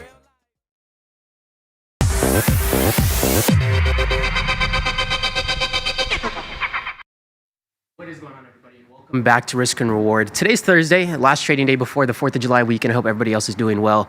We're going to do a little tour of the market, talk about some of the scalps that we had taken this week and how we were managing our positions on this short week. But before we get into that, what's going on, brother? Guys, how are we doing today? Doing good. Always good. Yeah, it's a synthetic Friday today as we head into the long weekend. So, you know, I'm a happy camper. We got the observed 4th of July on Friday, well, tomorrow. Can somebody tell me if the 4th of July falls on a Sunday, do we do it on the Monday? I don't recall when we observed that. I know it's going to happen next year. No, neither do I. I'll find out soon enough. I know. Yeah, I think 4th of July landed on Friday last year, so it made sense to have Friday off. Well, yeah, last year it was the Friday. You usually do it on the day, but if it falls on a weekend, then you observe it. Yeah. It's on Saturday, so we observe it on the third Friday. Yeah. But if it's on the Sunday, do we observe it on the 5th? Or is it still just If I was in charge of these rules, I would do the 5th. I would do the next day. Yeah. If I was in charge of them. I think that would make the most sense. I think everybody would agree. be happy with that too. Yeah. Right. After 4th but yeah, no, 100%. I know it was a shorter week in the market. Curious, as we get into things here, did anybody else see the Palantir interview with Alex Karp on CNBC?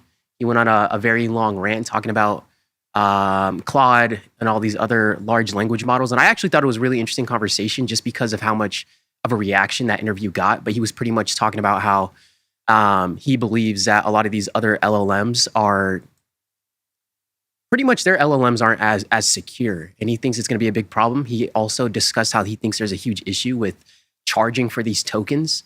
So it was a whole rant that he had kind of went on, and you know, Alex and his personality, he really can go, I guess you could say, off script. So it was very interesting. I want to kind of check out Palantir today as we get into things as well. I don't know if you had seen that interview at all. I don't know. No, maybe not. No, yeah. First time hearing of this. I got you. No, yeah, there was just this outright reaction to it. So it's going to be interesting with Palantir, and it's really tough dissecting some of those conversations because you're not sure if they're speaking their own book right now, right? If they're going to be, you know, you got to figure out how the conversation's being framed right now. He's a very intense person whenever he speaks about certain topics. So with that being said, got a lot of reactions from both sides of the spectrum, but I thought it was interesting how he made a point about charging for these tokens, which he believes a lot of enterprises are also very infuriated by, number one, charging for the tokens and how much it's costing, and then also some security reasons. And his pretty much point that he was making, you know, Palantir doesn't have to deal with any of that. And he believes that they were ahead of the curve, right? Very on point for Alex Karp. Alex Karp is a very, he can come off very arrogant. So you're not really sure if, you know, he's speaking his own book, saying the right things that he needs to say for his company, or if these are legitimate points and legitimate, you know, topics to actually think through. But anyways, with that being said, we got a little bit of positions on today. We got the micro NASDAQ. We got the micro oil position as well. We have SPX and then we have USO. We did a little bit in the micro oil today. We got a long contract on there, still kind of bleeding right now, down about $50 on the day. always been a little bit disappointing. Probably one of the more difficult trades to manage. But then we did one trade today in the micro NASDAQ. So we'll go over to TradingView here in a little bit and hash through some of those trades that we had taken. And then SpaceX. SpaceX is finally up a little bit more on the day. I had taken off the naked call that we purchased on SpaceX. I think I did that one last week, about 7-8 days ago, but I took that off a couple days ago. We were in about like a $450 drawdown. I think the contract costed like $6. It was like $600. Once we got to break even, I bought the contract back for $620. It was just nice to be out of the drawdown. I'll consider that a W in my book. And then we have the out of the money put spread that we're going to still try and ride a little bit for SpaceX. But those are the positions that I have in my portfolio. Before we go any further, anything been top of mind for you today? Any topics, news, anything? What's going on in Gus's world? Yeah, oil. I fear oil is going to fall at just the right pace here to like middle us and make us both lose. If I'm going to lose in my oil puts, I would prefer that it at least comes with you winning. I could take some solace in that. Yeah. But I think it's just this slow downward movement is not what I need, and it's obviously not what you need either. As far as top of my mind today, it's definitely Rivian. Rivian up a little over 10% on the day right now, logging a real good one, continuing to work higher. Yeah, you made a really good case on Rivian this morning, actually. If you were to be in the EV market, you would consider a Rivian? Yeah, I think so. I don't even know. I think I would probably consider a Tesla first at my current income levels, but my whole longer term thesis with Rivian is just that it's, like I said this morning, I think there's going to be a vacuum created for luxury EVs. I think that Tesla wants to be Honda, Nissan, Ford, Toyota. They want to have the affordable, lower MSRP, mass production vehicles, get as many Teslas on the road as possible. I think that as Tesla continues to move towards that goal, it opens the door to allow a more luxury product to eke into the market and satiate that desire for something luxury. Not to mention that Elon likes to do divisive things about once a year, about once a day on Twitter. So that could push some people off as well and have them looking for another EV. And yes, very good tariff insulation on Rivian as well, fully U.S. production chain all the way through. Don't rely on any imports. So like for all those reasons, today it's having a good day because they upped their projections for vehicle deliveries for the full year. They've moved up to 65,000 to 70,000 vehicles now is the range that they're saying. Market responding very positively to that. And I did something I have not done in a long time, and I exited one of my Rivian calls today. Okay. I decided it was time. I've had that 12 call forever, just sitting in the money. It was out of the money when I put it on. And every time, I go on and on about how Rivian loves to channel, right? And speaking of, I actually might get short here at these levels, but I always talk about how Rivian likes to channel. And with 78 days to expiration left on that 12 call, I decided that this was the time to go for it. I feel strongly that this will do the Rivian thing, come right back down to 14 here pretty quickly. Like I said, gonna place a trade on that thesis while we're here on air as well. But yeah, Rivian off these. Every time it tests like the 20 level, it always crosses my mind to exit that 12 call. So as we began to test the 20 level again today, I decided that was a good time to go ahead and take that off for a 40% gain. But do not fear. I'm still a permabull on Rivian. Still have January 15th, 2027 and January 21st, 2028 calls going on. I'm going to get short here, look for a return to the 14, 15 level, and then off those levels, I'm going to look to add another one to this ladder even further out. December of 2028 is what I will be targeting for a 35 or 40 call, whatever I feel I can stomach at that level. Yeah. So yeah, finally starting to collect some profits on Rivian. It's not exactly the perfectly bottom left of my screen to top right of my screen chart action that I was hoping for. But anytime you get these huge rips to the upside like Rivian loves to do so often, you get good call side expansion, and I'm just taking advantage of that today and getting some risk off the table. Up 10.2% on a day on something like Rivian. A legitimate company is up over 10% on the day. So even though it's a cheaper underlying, those little moves that it makes is pretty significant from a percentage basis. Yes, for sure. What's going on to everybody in chat as well? Got this open. I'm being better about it, guys. I'm reading the chats. Robert, nice boy, Ranch. Pleasure to see all of you. We're 30 minutes early today, so maybe perhaps our usual crowd isn't fully here right now, but we're happy. Still asleep right now. Yeah, they're still sleeping. Alarm's going off in 20 minutes. Big deal. I know you're asleep right now.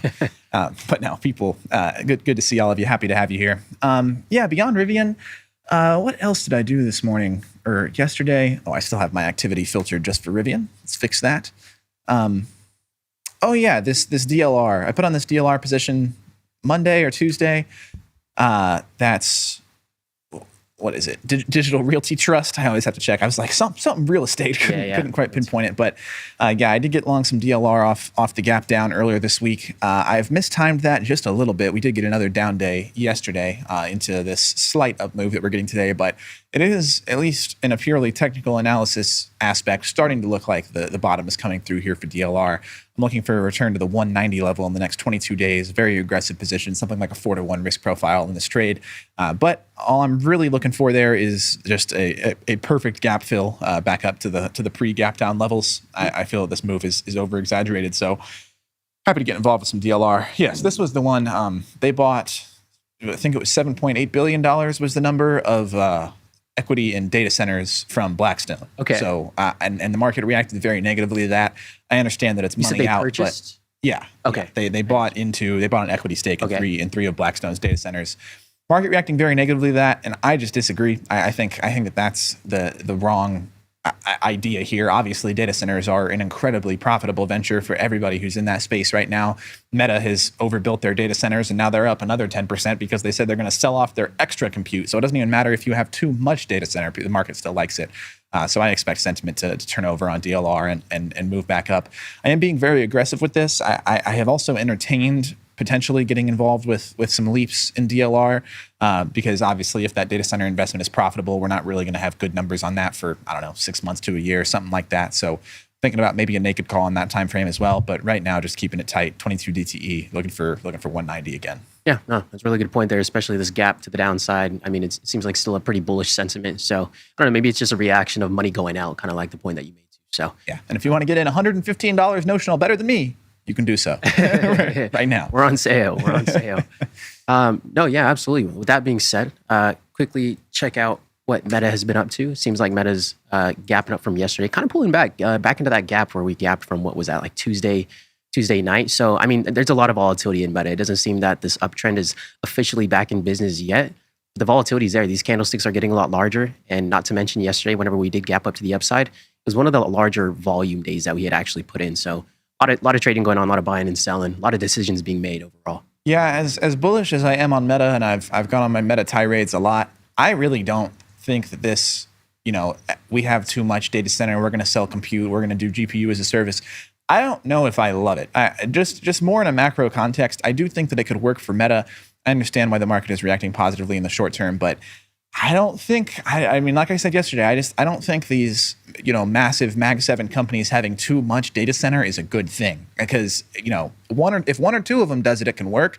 But as soon as Google and Microsoft and Nvidia and Apple all also have too much data center and begin selling off their extra computing capacity as well, such as capitalism, the prices are going to have to get lower. These companies will have to compete with one another.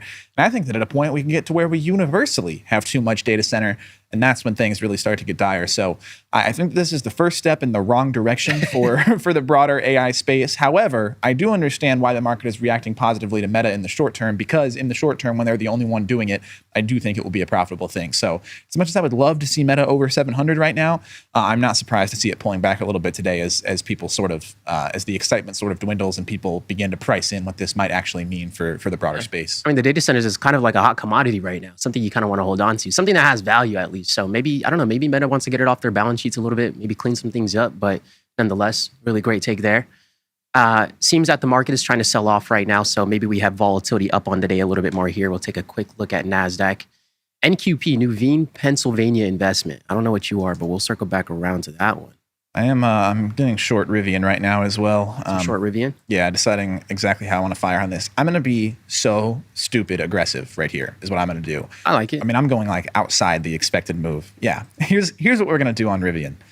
Let me make sure this isn't completely stupid before I say this. No, yeah, we're going to do this every time. Every time I say I'm going to play the Rivian channel, it's up. I'm going to get short. I'm going to let it return to this level. I always do two things. Okay, I pick my strikes too conservatively, and I give myself too much time. Every time I say, why did I give it a month? I know that it only takes 2 weeks for Rivian to come back down. So we're going to go 22 DTE. I am playing a 16-15 bearish call spread here. I'm getting 82 of credit for 18 United States dollars of buying power. I'm going to go for $18. I'm going to do 10 of these. You said this is a little short delta off the Yes. rally. Yes. Just playing the channel back down. I'm going to do 10 of these. This is hyper aggressive, borderline stupid. But the way that this breaks down is I'm posting up 180 of buying power for $820 of max profit. And I know what Rivian likes to do. So I'm not going to let myself get duped here. I get the instant fill. Yeah, this is one. 22 days might still be too much time. I always do this for Rivian. I underestimate how quickly these channels happen. The last time that we went up, we tested the 1850 level, and we found ourselves back at 1460 4 days later. So 4 days later. Yeah, 4 days is what it took. And there was a tiny bounce, and then again, what is this? 14 days later, we were back down below 15 again. So I'm not gonna let myself get duped. I know what Rivian is. I know this stock perhaps better than any other underlying in the entire market. Honestly, I track this heavily. So we are going stupid aggressive here. That's the name of the game. Risk is in the title of the show for a reason, people. I love it.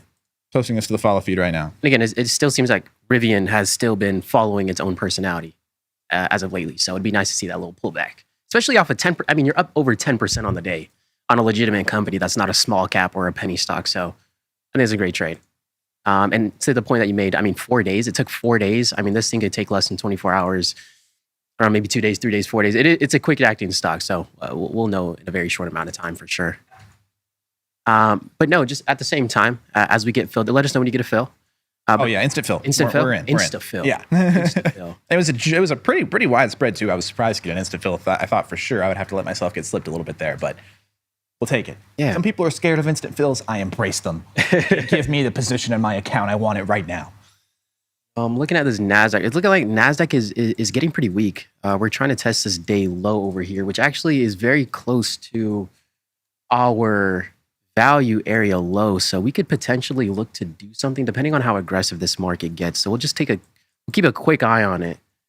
A lot more sellers kind of coming into the market here. Since we have a little bit of a cushion on the day, we'll submit this, and then we'll exit this at the same time while we're here together. I mean, we don't usually get trades while we're live for the most part. So we got Rivian, we got a little bit of the micro NASDAQ. We're up about $24 right now, $30 right now. But we're gonna manage our risk, because if we continue to make lower lows on the day, then it's gonna be trouble. And considering how aggressive and volatile this market has been to the downside, things can change very quickly. So it's really important we pay attention to that risk. And let's see, watermarks. Okay, so we can right click the screen. We can go ahead and put in a sell stop down at the low if we would like. What did that say? Sell 100. Wow, I don't got 100 micro contracts. There we go. Be patient here. Yeah, good use of the tools here. Yeah, but if I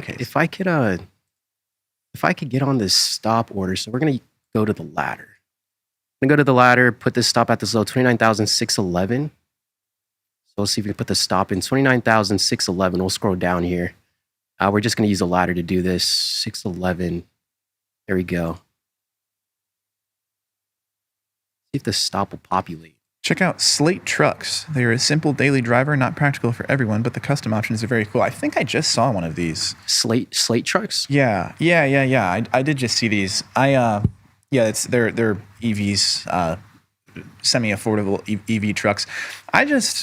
To me, and I will say, I've spent a grand total of 30 seconds giving these Slate Trucks any thought, but to me, it feels like they are coming in very close to the price point of a Tesla. And unless you really wanted a pickup truck to do pickup truck specific things, I don't really understand why anyone would gravitate towards these Slates over the Teslas, unless you want a pickup truck specifically, or you just really dislike Elon. So I suppose there's two use cases that actually do encompass a pretty large total addressable market for Slate. But yeah, I think this is certainly an interesting concept. And as a consumer, I think more competition in the US EV space is always a good thing. Yeah. I don't disagree with keeping these Chinese EVs out, because it would just totally obliterate US companies. I can understand the line of logic that we're going there. You could definitely make the argument that it's not letting the free market be a free market, and I wouldn't push back on that. I think that that's correct. But I agree with the preservation of the American EV space by keeping those guys out. But it is, inherently anti-competitive in nature. So the more competition we can get going over here to drive these EV prices down, I welcome all of it. No, 100%. And yes, fleets, and that's a great point as well, Shane. You said you're keeping an eye on it, to see how fleets work out. Fleets would be a great application for these slate trucks, particularly people who need fleets of pickup trucks and want electric. That is a giant addressable market as well. So yeah, I guess I'm talking myself into this. I was just about to say. I see the vision. I wouldn't get one myself, but I see the vision. I'm not a big fan of the EV trucks for the most part, but honestly, I think it's just that nostalgia feeling about just having that gasoline powered type vehicle. I can do it with the car, I can do it with the SUV. But when it comes down to a truck, it's a little bit more difficult for me to get around. But I mean, never been the big truck guy, but I don't know. There's a day for everybody. It's true. There's a day for everybody. Things change. Preferences change. 100%. Might be whipping a Chevy Colorado EV by next year. I could do a Chevy Colorado. Born and raised Colorado. It might be only right. It might be right. In the city, I think you'd need one of those little compacts. I always think it's crazy when I see people with like their dually clapped out F-150s, F-250s. It's just, I don't even think it's too much. I'm a proponent of doing that. For me, want to do that. Yeah, I'd rather just be able to zip around. For sure, yeah. When I was in Texas, I sort of understood it a little bit better. Big state, big roads, everything's bigger, as they say. But yeah, whenever I see them here in the city, I'm just like, man, that would just be such a pain. I mean, just doing everything, turning tight corners, parallel parking garages. You mean turning tight corners? You just drive over the corner. I suppose you could, unless there's a pillar or something like that there. Yeah. But yeah, the Colorados, the Rangers, the what's the Toyota one? So close. The Toyota is the Tundra. Don't tell me in my ear. Damn it. The Tundra? In my ear. No, Tacoma is what I was looking Tacoma. No, Tacomas hold their value like crazy. I remember being back in college, some guys had some older Tacomas, and I mean, the resale value for those things, they must build them really well. Like the Tacoma specifically, great resale value. Shout out to the wonderful Laura Thomas on production for chiming in my ear with that. I cannot take credit for getting to Tacoma myself. I heard Tacoma in my ear, and I kept saying Tundra. But with this position, we're going to go ahead and start to manage this position here soon. Right now, we got long NASDAQ at around 29,638. Right now, we're up about 60, 70, 80 points right now. If we could make it near one of these swing highs, we'll look to exit. But we have less than 2 minutes here, so we'll try and manage this one before we get off. And this one was a little bit easier to take just because we started with a little bit of a cushion for the day. So we were up about $160. So whenever you have something small, it's a lot easier to pull the trigger whenever you get an opportunity later in the day, because then you can risk about maybe 25%, 30%, 50% of whatever you made early in the day. And if the market goes against you, cool, you're out for $50 on the day. It could have been 160, whatever. At least you manage your risk. You're still taking some of the opportunities. So with that being said, I wish we had a little bit more time here, but we will start to manage this soon. If the market makes new lows, we'll leave our stop there and kind of just accept whatever the market gives us. But with that being said, is there going to be anything else top of mind before we start to wrap for the day? I know it's going to be a longer weekend. Yeah, I briefly saw somebody allude to Micron in the chat earlier. This SanDisk position is killing me. It's going to happen. The thing that I said would be hilarious if it happens yesterday at the SIBO is going to happen. I'm going to try to short SanDisk 3 times on the way up and lose all 3, and then the second I decide to get long, I'm going to lose my long too. That's how this is looking. Need SanDisk back over 2,000 ASAP, no Rocky. That's my closing thought, I suppose. Closing thoughts. We're still kind of trading within that range, and if anything, there's probably a lot of other short sellers stocking this right now. So maybe this still kind of continues to do whatever you need it to do. But no, again, with that being said, we will manage this micro NASDAQ position. It's looking like, I thought that was NASDAQ for a second. I was like, oh, wow, this thing's pretty aggressive. That was Micron. Dan TH, where does that feed show that trade? It's the follow feed in the Tasty Trade platform. If you're on desktop or mobile, there will be a little icon with like head outlines, little gray heads. You can click on that. It'll bring you to the follow feed, and all of our trades from all of our talent are posted there 24/7, 365, as they say. But as we will start to close this trade here, actually, things are getting a little wonky. This momentum was kind of kicking in, and the momentum to the downside is a little aggressive. So I'm going to go ahead and exit this trade. But as Gus was mentioning, we can find all of these trades on the follow page. So if you want to keep up some of the entries, exits, and managements, you can go ahead and do so. Lastly, once again, anything else top of mind before we wrap? Anta saying he's following me into the Rivian trade. There we go. Let's do it, Anta. Good. There we go. I like it. Yeah. Well, Rivian to the floor and then back to the moon. That's the plan. There we go. With that being said, guys, we're going to exit this position here since we're getting a little bit more momentum. Wow, it is. I will admit, it is a little bit different taking some of those positions while we're. I'm not going to lie. Can't lock in. Yeah. Brain's going everywhere. But with that being said, longer weekend this weekend. Shout out to USA for winning the game last night. It was such a good one. I think England and Mexico is going to be next week, and then we'll have Belgium and USA on Monday. So with that being said, we'll see how things play out over the weekend. But thanks, as always, for taking the time to hang out with us. We always appreciate your time. And be sure to stay tuned for more amazing content coming up next. Hope everybody has a great 4th of July, and we'll see you guys next time.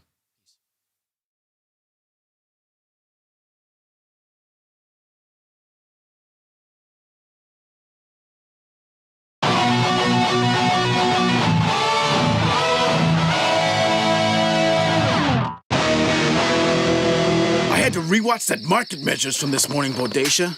Our raid really distracted me. I was like, get away from me, uncontrollable fire. I told you, Tasty Grax, you can't plunder with headphones on. Light pillaging, maybe. Sometimes I'll hide in a gross peat bog in the middle of a raid, just so I don't miss market measures. I'm only recently comfortable admitting this, but I think I trust market measures more than I trust my savage hellhorse, Arbitrageur. God, I forgot to tell you guys that I slaughtered a horde of conformerons this morning. Did the whole terrifying row of severed heads on pikes as a warning thing, but you never know with those idiots. Okay, thanks for the heads up. Ha ha ha! Goblets of hot blood for everyone. Nice. Thanks, you guys. Normally I hate puns, but that one was okay.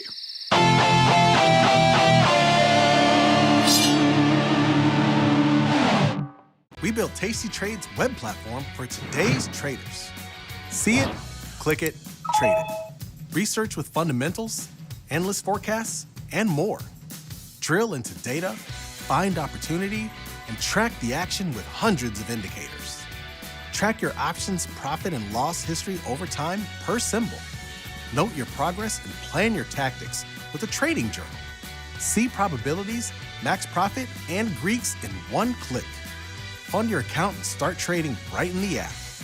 The tools, the data, the knowledge. See it, click it, trade it. Join the club. Tasty Trade. I bet you work a lot of hours. Yes. I bet you can't guess how many hours a week I work. Really? Mm-hmm. 60. 61. Oh, God. $1,000. So Boom! close. Oh, So my day close. is starting out great. Want to go double or nothing? Let's see. What color are jeans? Blue. You got it! Brilliant color of jeans. They write songs about it. I thought it was tough. Double. I win double. Great job. Yes, and you get nothing. I'll pay you in love. That's not how this one works. I will pay you No. in hugs and kisses. There is no hug and kiss worth $1 million. Cool.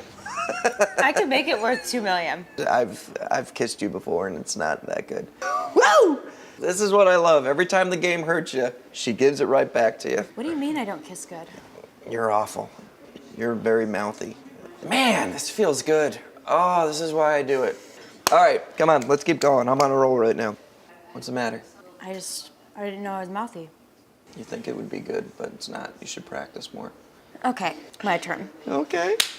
Try to make a little money back? Okay, you want to go big? Yeah, let's go big. I'll get it on this man's Oh, game. I'll get it on this man's game. Yes. $5 mil. $5 million? $5 million and a speedboat. A speedboat? Uh-huh. This is serious. Yes, I'll take the bet. Okay. Oh boy, here we go. I bet I know the name of your childhood friend. Nobody knows the name. Really? I never talk about him. Oh, really? Oh. Lenny this is- Cancellari. Bam! Tasty Trade has crypto, and you can trade with zero commissions, Bitcoin, Ethereum, Litecoin, and more. Diversify in one place. Crypto, we got it, we get it.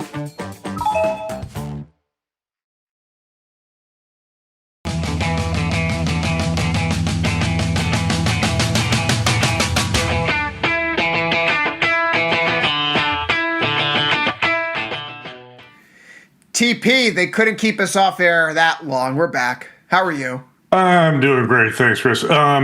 Yeah, it's, Chris, one of my favorite things is to hear you talk, but also to hear myself talk. And just any opportunity, I can go blah, blah, blah, blah, blah about anything. My wife gets sick and well, wait a second. No, she gets sick of me about 20 years ago talking about trading. So I can't talk to her about trading anymore. Otherwise, she just falls asleep. Chris, you and the Tasty Nation are my only avenue for this stuff. So I appreciate it. Chris, this is a pretty blah day as far as the S&P goes. I mean, the VIX is up one tick.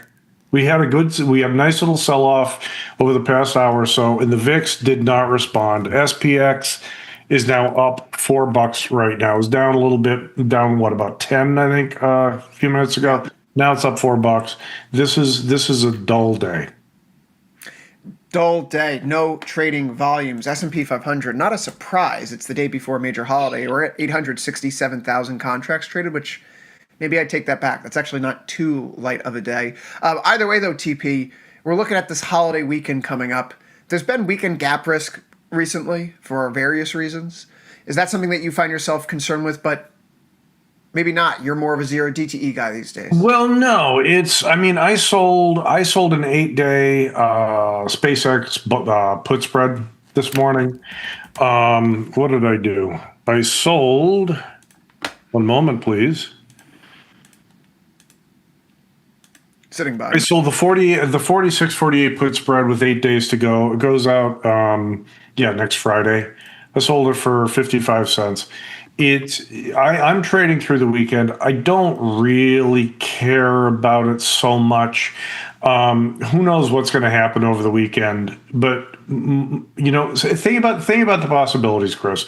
It's not necessarily going to be an economic event. The payroll data or the unemployment data came out this morning. Okay, that's done. They're not going to do that over the weekend. What's going to happen? Some more missiles shot or whatever over the Strait of Hormuz.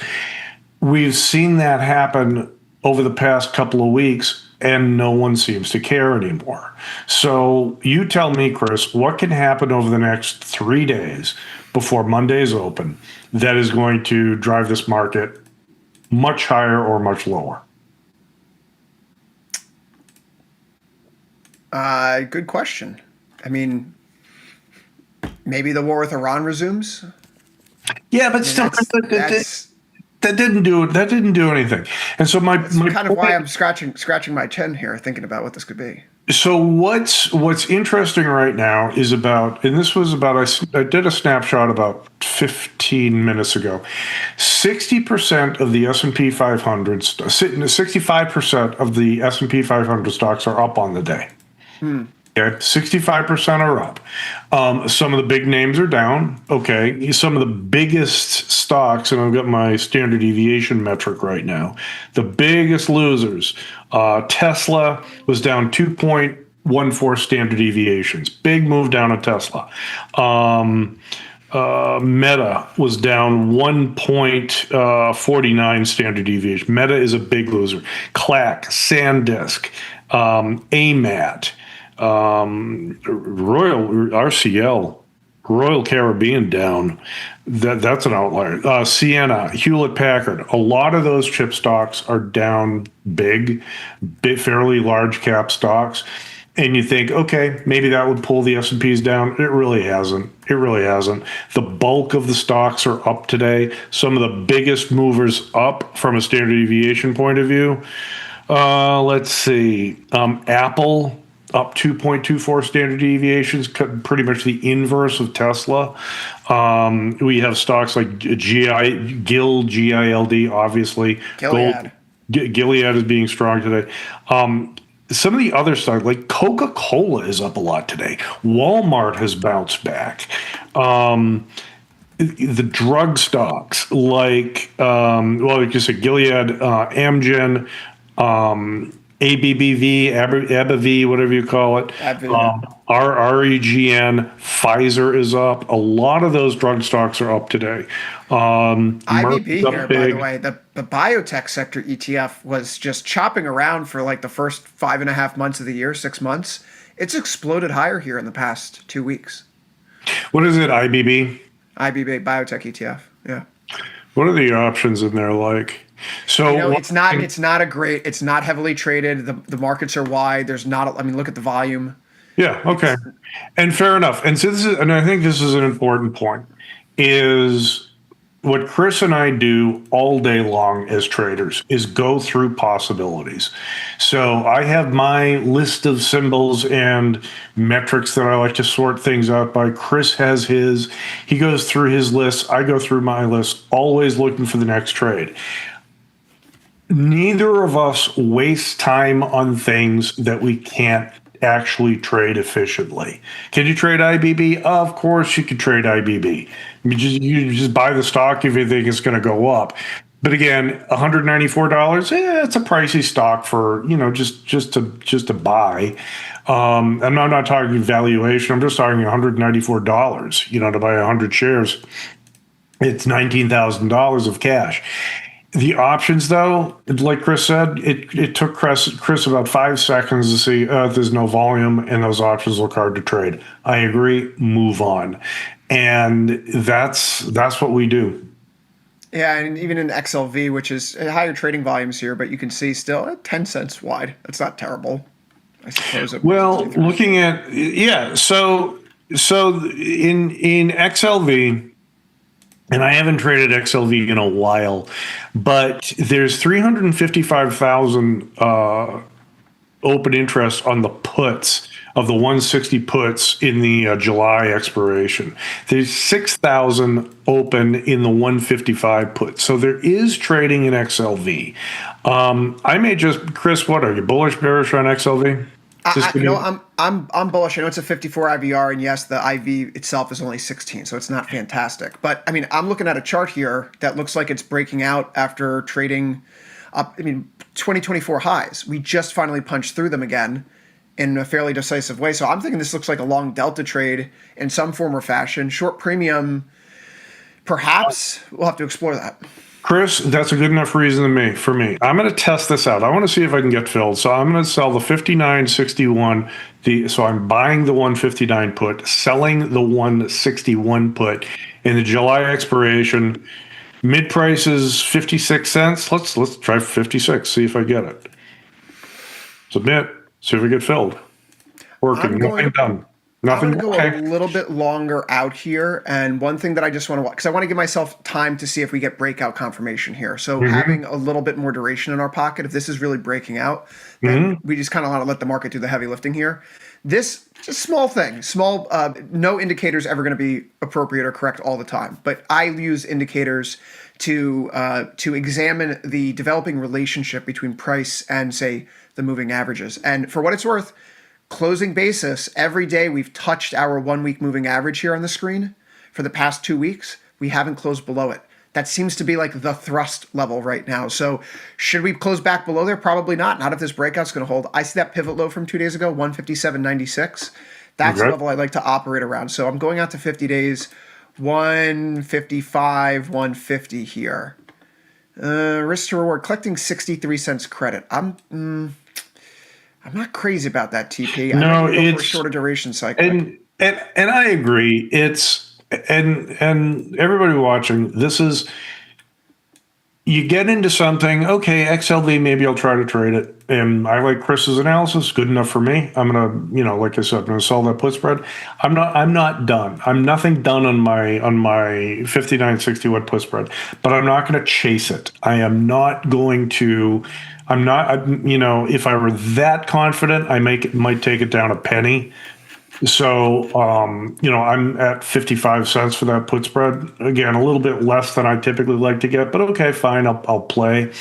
But I'm cautious against taking it down to 55. I'm not going to take it down to 54, simply because I already have enough stuff on today. And I don't need to generate more theta than I already have. I would like to do the trade. If I could get filled, I'd be happy, but I'm not going to chase it. And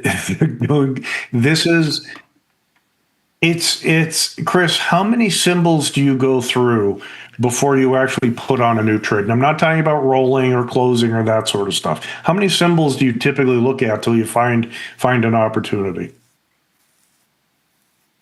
30. Yeah. I keep a watch. I know there. We all talk about diversification, right? It's very important. On the other hand, you don't need to scan the entire market every single day. You have your watch list of products that you like to trade, that you know how to operate in, that you have a feel for. Stick to them. I don't want to overcomplicate it. Yeah, see, that's just it. But again, you said 30 pretty quickly. The same. I mean, I'll look at maybe a few more than that. But if I'm going to do, let's say, just doing, let's say, 20 trades a day. Yeah, I'm always going back to S&Ps, crude oil, that sort of thing. But new stuff, I might have to go through 100 symbols to find 20 trades. Okay. Yeah, that's why I go to the sector ETFs, because if I see a sector ETF setup that I like, and it's like, no, I should go investigate the individual holdings now and see if there's any particular good opportunities there. So it's like a 30, and that helps me filter into where I should be looking. 100%. So this is what active trading is about. It doesn't necessarily mean that we're always getting executed. It doesn't mean we're always trading, but we're always looking at the market, evaluating stuff, and trying to find opportunities. So here's the opportunity XLV, right? Looking at the premium selling here, I'm not keen on that given the raw volatility sitting at 17%. But what I do see that makes this an interesting opportunity is that we have been trading sideways in a pretty defined range for the past several months, going back to October. So I'm looking at 142 up to 160, $18, 178. What would a long call spread look like where I could take advantage of this market's upward drift, but give myself enough time for it to play out? I think that's going to be something like the long 170, 175, sitting at 50 days to expiration, risking 1 to make 4. I'm comfortable with that, TP. Okay. I know it's not usually the tasty trade, but it's a way to express this view that if the market's breaking out and I can't get the kind of compensation I want, I can take similar levels of risk with greater upside. And if I'm wrong, I'm wrong. It's $100. I get it. How about MRK? Anyway, I know we got to wrap things up, but this is, Chris and I could go on like this for the next 5 hours. Okay. Hey, Chris, what do you think of Merck? Hey, Chris, what do you think of this? Hey, Chris, what do you think of that? And this is what I should buy some Merck. I feel like I should buy some Merck. This looks great. Well, see, this is my whole point. Is if I can't get filled on XLV, can I get filled on Merck? Right. So that's the idea. That's kind of beautiful. Hey, TP, unfortunately, we don't have you for the full 30 here. We have you for 15. I believe you're done here for the day on air, so I hope that you have a wonderful holiday weekend. Thank you, Chris, and I hope you do too with your family. Cheers, cheers. Hey, we have Glen coming in next. Glen's going to talk us through some of this macro. We're going to go over to the futures. We're going to go to FX. Why don't we bring in our friend? They call him Glen F. That's what his friends call him. The one and only. How we doing, Chris? Feeling rejuvenated in the soul because Really? I got to listen to a little bit of Bill Simmons complain about the Celtics 76ers trade in between my time on air here this morning. I had to get some water. I needed some food, listening to Bill Simmons whine. That is some good, nice weekend. Some good soul juice. Some good positive momentum. You get these big talking sports heads who have been just absolutely smashing the Knicks, the Mets, the Jets, and now that the Knicks won, and watching all these other teams blow themselves up to respond to my New York Knicks, it's a set of circumstances I never thought I'd ever see in my life. But they're breaking up the super team. You mad about Big Mitch heading over to, where's he going? Celtics? Mitchell Robinson? Big Mitch is someone who lives here in town. So having seen him out about, he goes to the kids' basketball games on Saturdays. He's genuinely a very good. It sucks to see him go, but the second apron is awful in the NBA.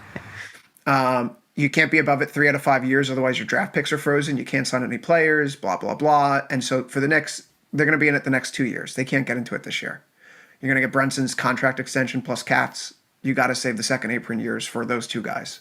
So Mitch got to go. Fair enough. I could talk about this a lot, as you could tell. We should probably move on. Glenn, today's been a little bit of a volatile day here in the broader market. S&P had a little bit of a pop. It jumped towards 7,600. It has since backed off. It's down 10 points on the day. One of the drivers in today's session was that movement in yields after that non-farm payrolls report this morning, which we only talked about briefly once the show started. I've been kind of impressed with myself. Maybe the audience can give me some credit too. We've stayed very far away from the macro as much as we can today. But in terms of that report, 4.2% unemployment rate, 57K on the actual jobs print itself there. The dollar, despite that volatility in equities, 2-year yields are lower today. The dollar index here is lower as well. Glenn, I can't help but notice the dollar may have been putting in a major longer-term bottom here near par. And so when looking at today's chart and the pullback, this is technically speaking a pullback to the actual breakout level that we've been looking at for over a year right now. So the question to you is, today the day to buy the dip in the dollar? God, that is the question, and you teed it up perfectly because you could, depending on, I feel like it's hard to put away some emotional feelings of how you've perhaps played this rate storyline in the past, but just trading what's in front of you, you're absolutely right, and it's hard not to think that a one-off jobs report, softer than expected, still very healthy, is the make or break it for the Fed here, saying, okay, only 50,000 jobs added in June, no more hikes, everyone wins. It's hard to see that scenario, especially after Warsh this week saying these monthly indicators that are laggards. He's looking for in the next 12 months to use AI to get a whole new look for the Fed in terms of what real-time data looks like. So if you think that this is kind of a blip in the radar and markets respecting it a bit more than I would have expected, the move in dollar and across asset classes that you'd expect, gold, big pop, crypto has the top lifted, at least for the day. More of these assets that you'd expect that have been hampered by the expectation of rate hikes, yields, of course, really getting a strong move today. So you respect it as much as the market is, but is it giving you a favorable entry point if you think rate hikes are still on the table? Absolutely. Yeah, I think that's the question, right? We have this retrenchment in rate hike odds for September, right? That's the one that we're focusing on here. So according to the CME Fed Watch tool yesterday, there was a 64.2% chance of at least one hike by September. Mm-hmm. Technically speaking, a 14.3% chance of 25 basis point hikes. Today, it's now sitting at a 53.9% chance of at least one hike. So that's come in meaningfully here. The 2-year yield has come in, but a September hike is still favored for what it's worth. And so unless that turns off, Glenn, I don't see how the dollar is going to go on a major losing streak, at least in the very short term, when you have these other central banks that are backing off and have much worse situations. That's why I'm focusing on the euro right here, because as nice the dollar index looks with that move trying to trade back above par, this is very clearly, you can go back to last May, May 29th. 1, 2, 3, 4, 5, 6, 7 touches, breaking out, pull back. So if you're going to buy a breakout, you either have to be there when it breaks or you wait for the pullback, as mechanically it makes sense. Traders who are long for the breakout, they caught it early, they want to take some profit. Folks who caught the breakout, they want to take their profit. This is a chance for people to reload. So the euro is the largest component of the dollar index, 57.6% of DXY. So if we're going to see the dollar potentially falling back into former resistance turn support, it would stand to reason that the euro's moving back into former support turn resistance, which is what it's doing here today. And it's failing against those March lows, which is where our 1-month moving average is coming into play. So keeping all of that in mind, this may be an opportunity here for a short call spread right now in Eurodollar, which is something I'm already doing here. I'm short the 155.5, 116. This is a trade where if I wasn't already in it, I would be putting it on here today. And in fact, thinking about this right now, could we go 117, 118? What does that look like in terms of risk to reward? That's not fantastic. We don't need a risk 1 to make, or risk 15 to make 1. Yeah, and just to layer on the kind of validating line of thought for this euro-dollar play is you are seeing just across the board. I, of course, looking more granularly at dollar exposure, what's moving where. it's a pretty blanket U.S. dollar story, so you don't have to look any further than the euro. I mean, the yen's been interesting, a huge move there from a pip value basis, but still, I mean, right now we're retracing back to dollar lows. I mean, this Japanese yen sank 0.5% in the first 30 minutes of that non-farm payroll report. But that's been getting bought up almost immediately. That just traders and market participants, begging the Bank of Japan to trying to call their bluff. Every big dip in that dollar yen has been bought up. But that's still one to watch. We're still at 161. I know you had traded kind of a divergence from that 160. Were you able, or 161? Were you able to take that off on the upside? And we got a whole 100 points to the upside before this recent shakeout. I purchased the 0064 call in the case of an intervention, which, right now I can't really take it off for anything. There's not seeing a price there, but it may be a $100 loss. I think around the holiday here, I mean, yields are down. You just got a bad jobs report. Oil is low. What more does the BOJ and the Ministry of Finance want if they're going to try to defend the very key level of 160 in dollar yen? They have not nary a peep. But you can see today how maybe the market thinks that we're getting ready to turn a corner. For the technicians out there, we moved above yesterday's high. We're about to close below yesterday's low. That's 161.07, we'll call it, in dollar yen spot rate. That's a bearish outside engulfing bar, and it's at the top of a trend. It's at the top of a level that we haven't been in 40 plus years. That is a key reversal if I've ever seen one. And so we frequently say how the BOJ doesn't really like to swim against the tides. They want the market conditions to be in place. Right. They like it before they ultimately, so they get the most bang for their yen, bang for their buck, bang for their yen. It does feel like around a holiday here, there is still that yen intervention risk. And I know it's 0 DTE, so it's not like nothing can be done with it by the time this closes out. But thinking about what does a potential volatility inflation trade look like? 0064, short 0065, risking 1 to make 7, 0066. I mean, there are ways to operate around this. But I think that's the point that we need to be considerate of here. It's already a 60 pip rally today in the 6J futures. There hasn't been intervention yet, and now the table may be a little bit better set. So having some long yen right now in our pocket, I don't think is the worst thing in the world, especially if you're already long stocks. The yen and stocks typically have traded on opposite sides of the equation for many years.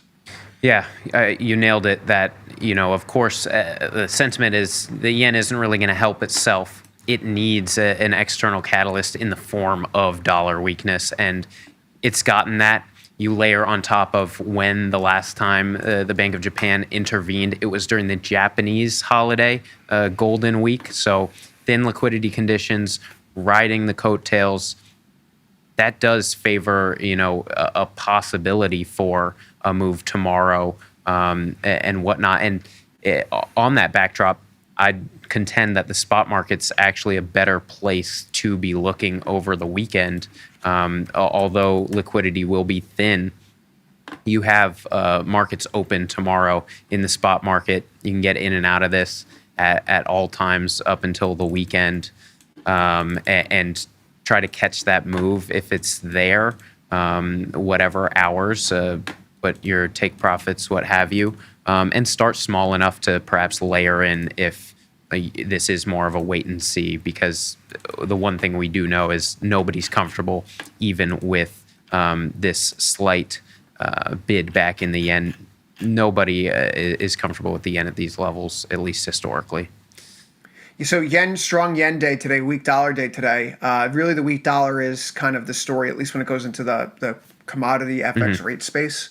Insofar as when you're looking at gold's up, silver's up, anything that's rate sensitive is doing a little bit better. But stocks here, as we get ready for this weekend, Glenn, we're seeing that there is more of a reversal. We're almost 80 points off the highs from the session, 75.23. You'd like to say it was spurred on by the non-farm payrolls report, but that, perhaps disingenuous. The market rallied immediately after NFP. It held there for a few minutes, pulled back, then rallied again. So seeing a decline start around 10:20 in the morning, I don't think we could paint that as a jobs report related sell-off, particularly when you see that rates here, SR3, Z6, year-end, Fed funds, you get that bump, right?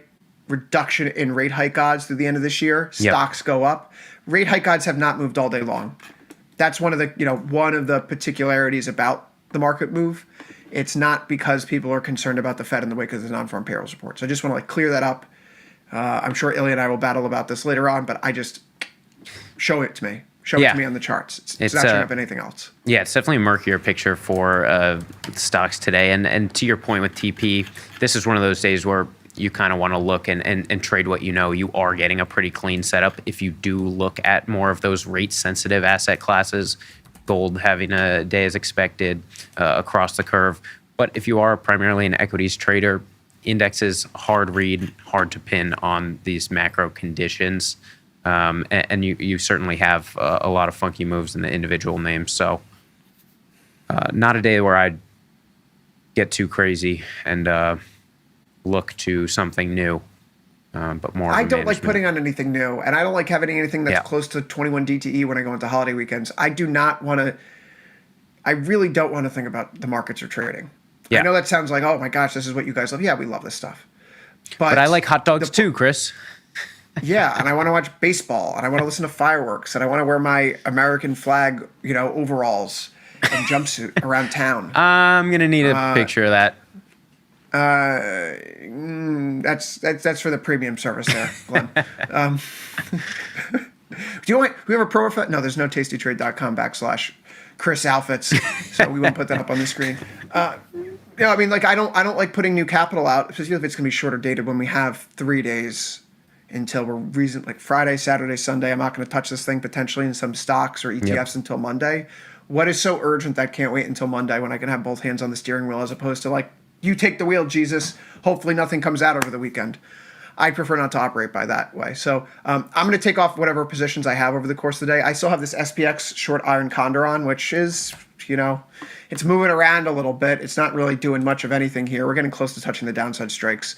But if we get a little bit of a bounce back towards 75, I'm probably going to lift it off. Other than that here, Rivian, I'm still waiting to get filled on, Glenn. You had Gus here this morning talking about Rivian. Let me in. Right before it broke out, and I still can't get filled. So we will see there. Hey, Glenn, it's been a very speedy morning here on Tasty Live. I know that folks are on vacation here, so I want to thank everyone for sticking with us through this non-farm payrolls Thursday. It's a synthetic Friday here. Of course, Tasty Live programming is going to continue throughout the course of the day. We do have some video on demand coming up here, but then we are going to get back to what's important. Dr. Jim Schultz is here, 2:30 Eastern, 1:30 Central, with From Theory to Practice. Tim Knight's coming on with Trading Charts at 2:15 Central Time, 3:15 Eastern. Then Ilya and I are wrapping up the day and the week on Last Call, 3:30 Eastern, 2:30 Central. So we will see you there. Glenn, thanks so much. You've been watching Tasty Live.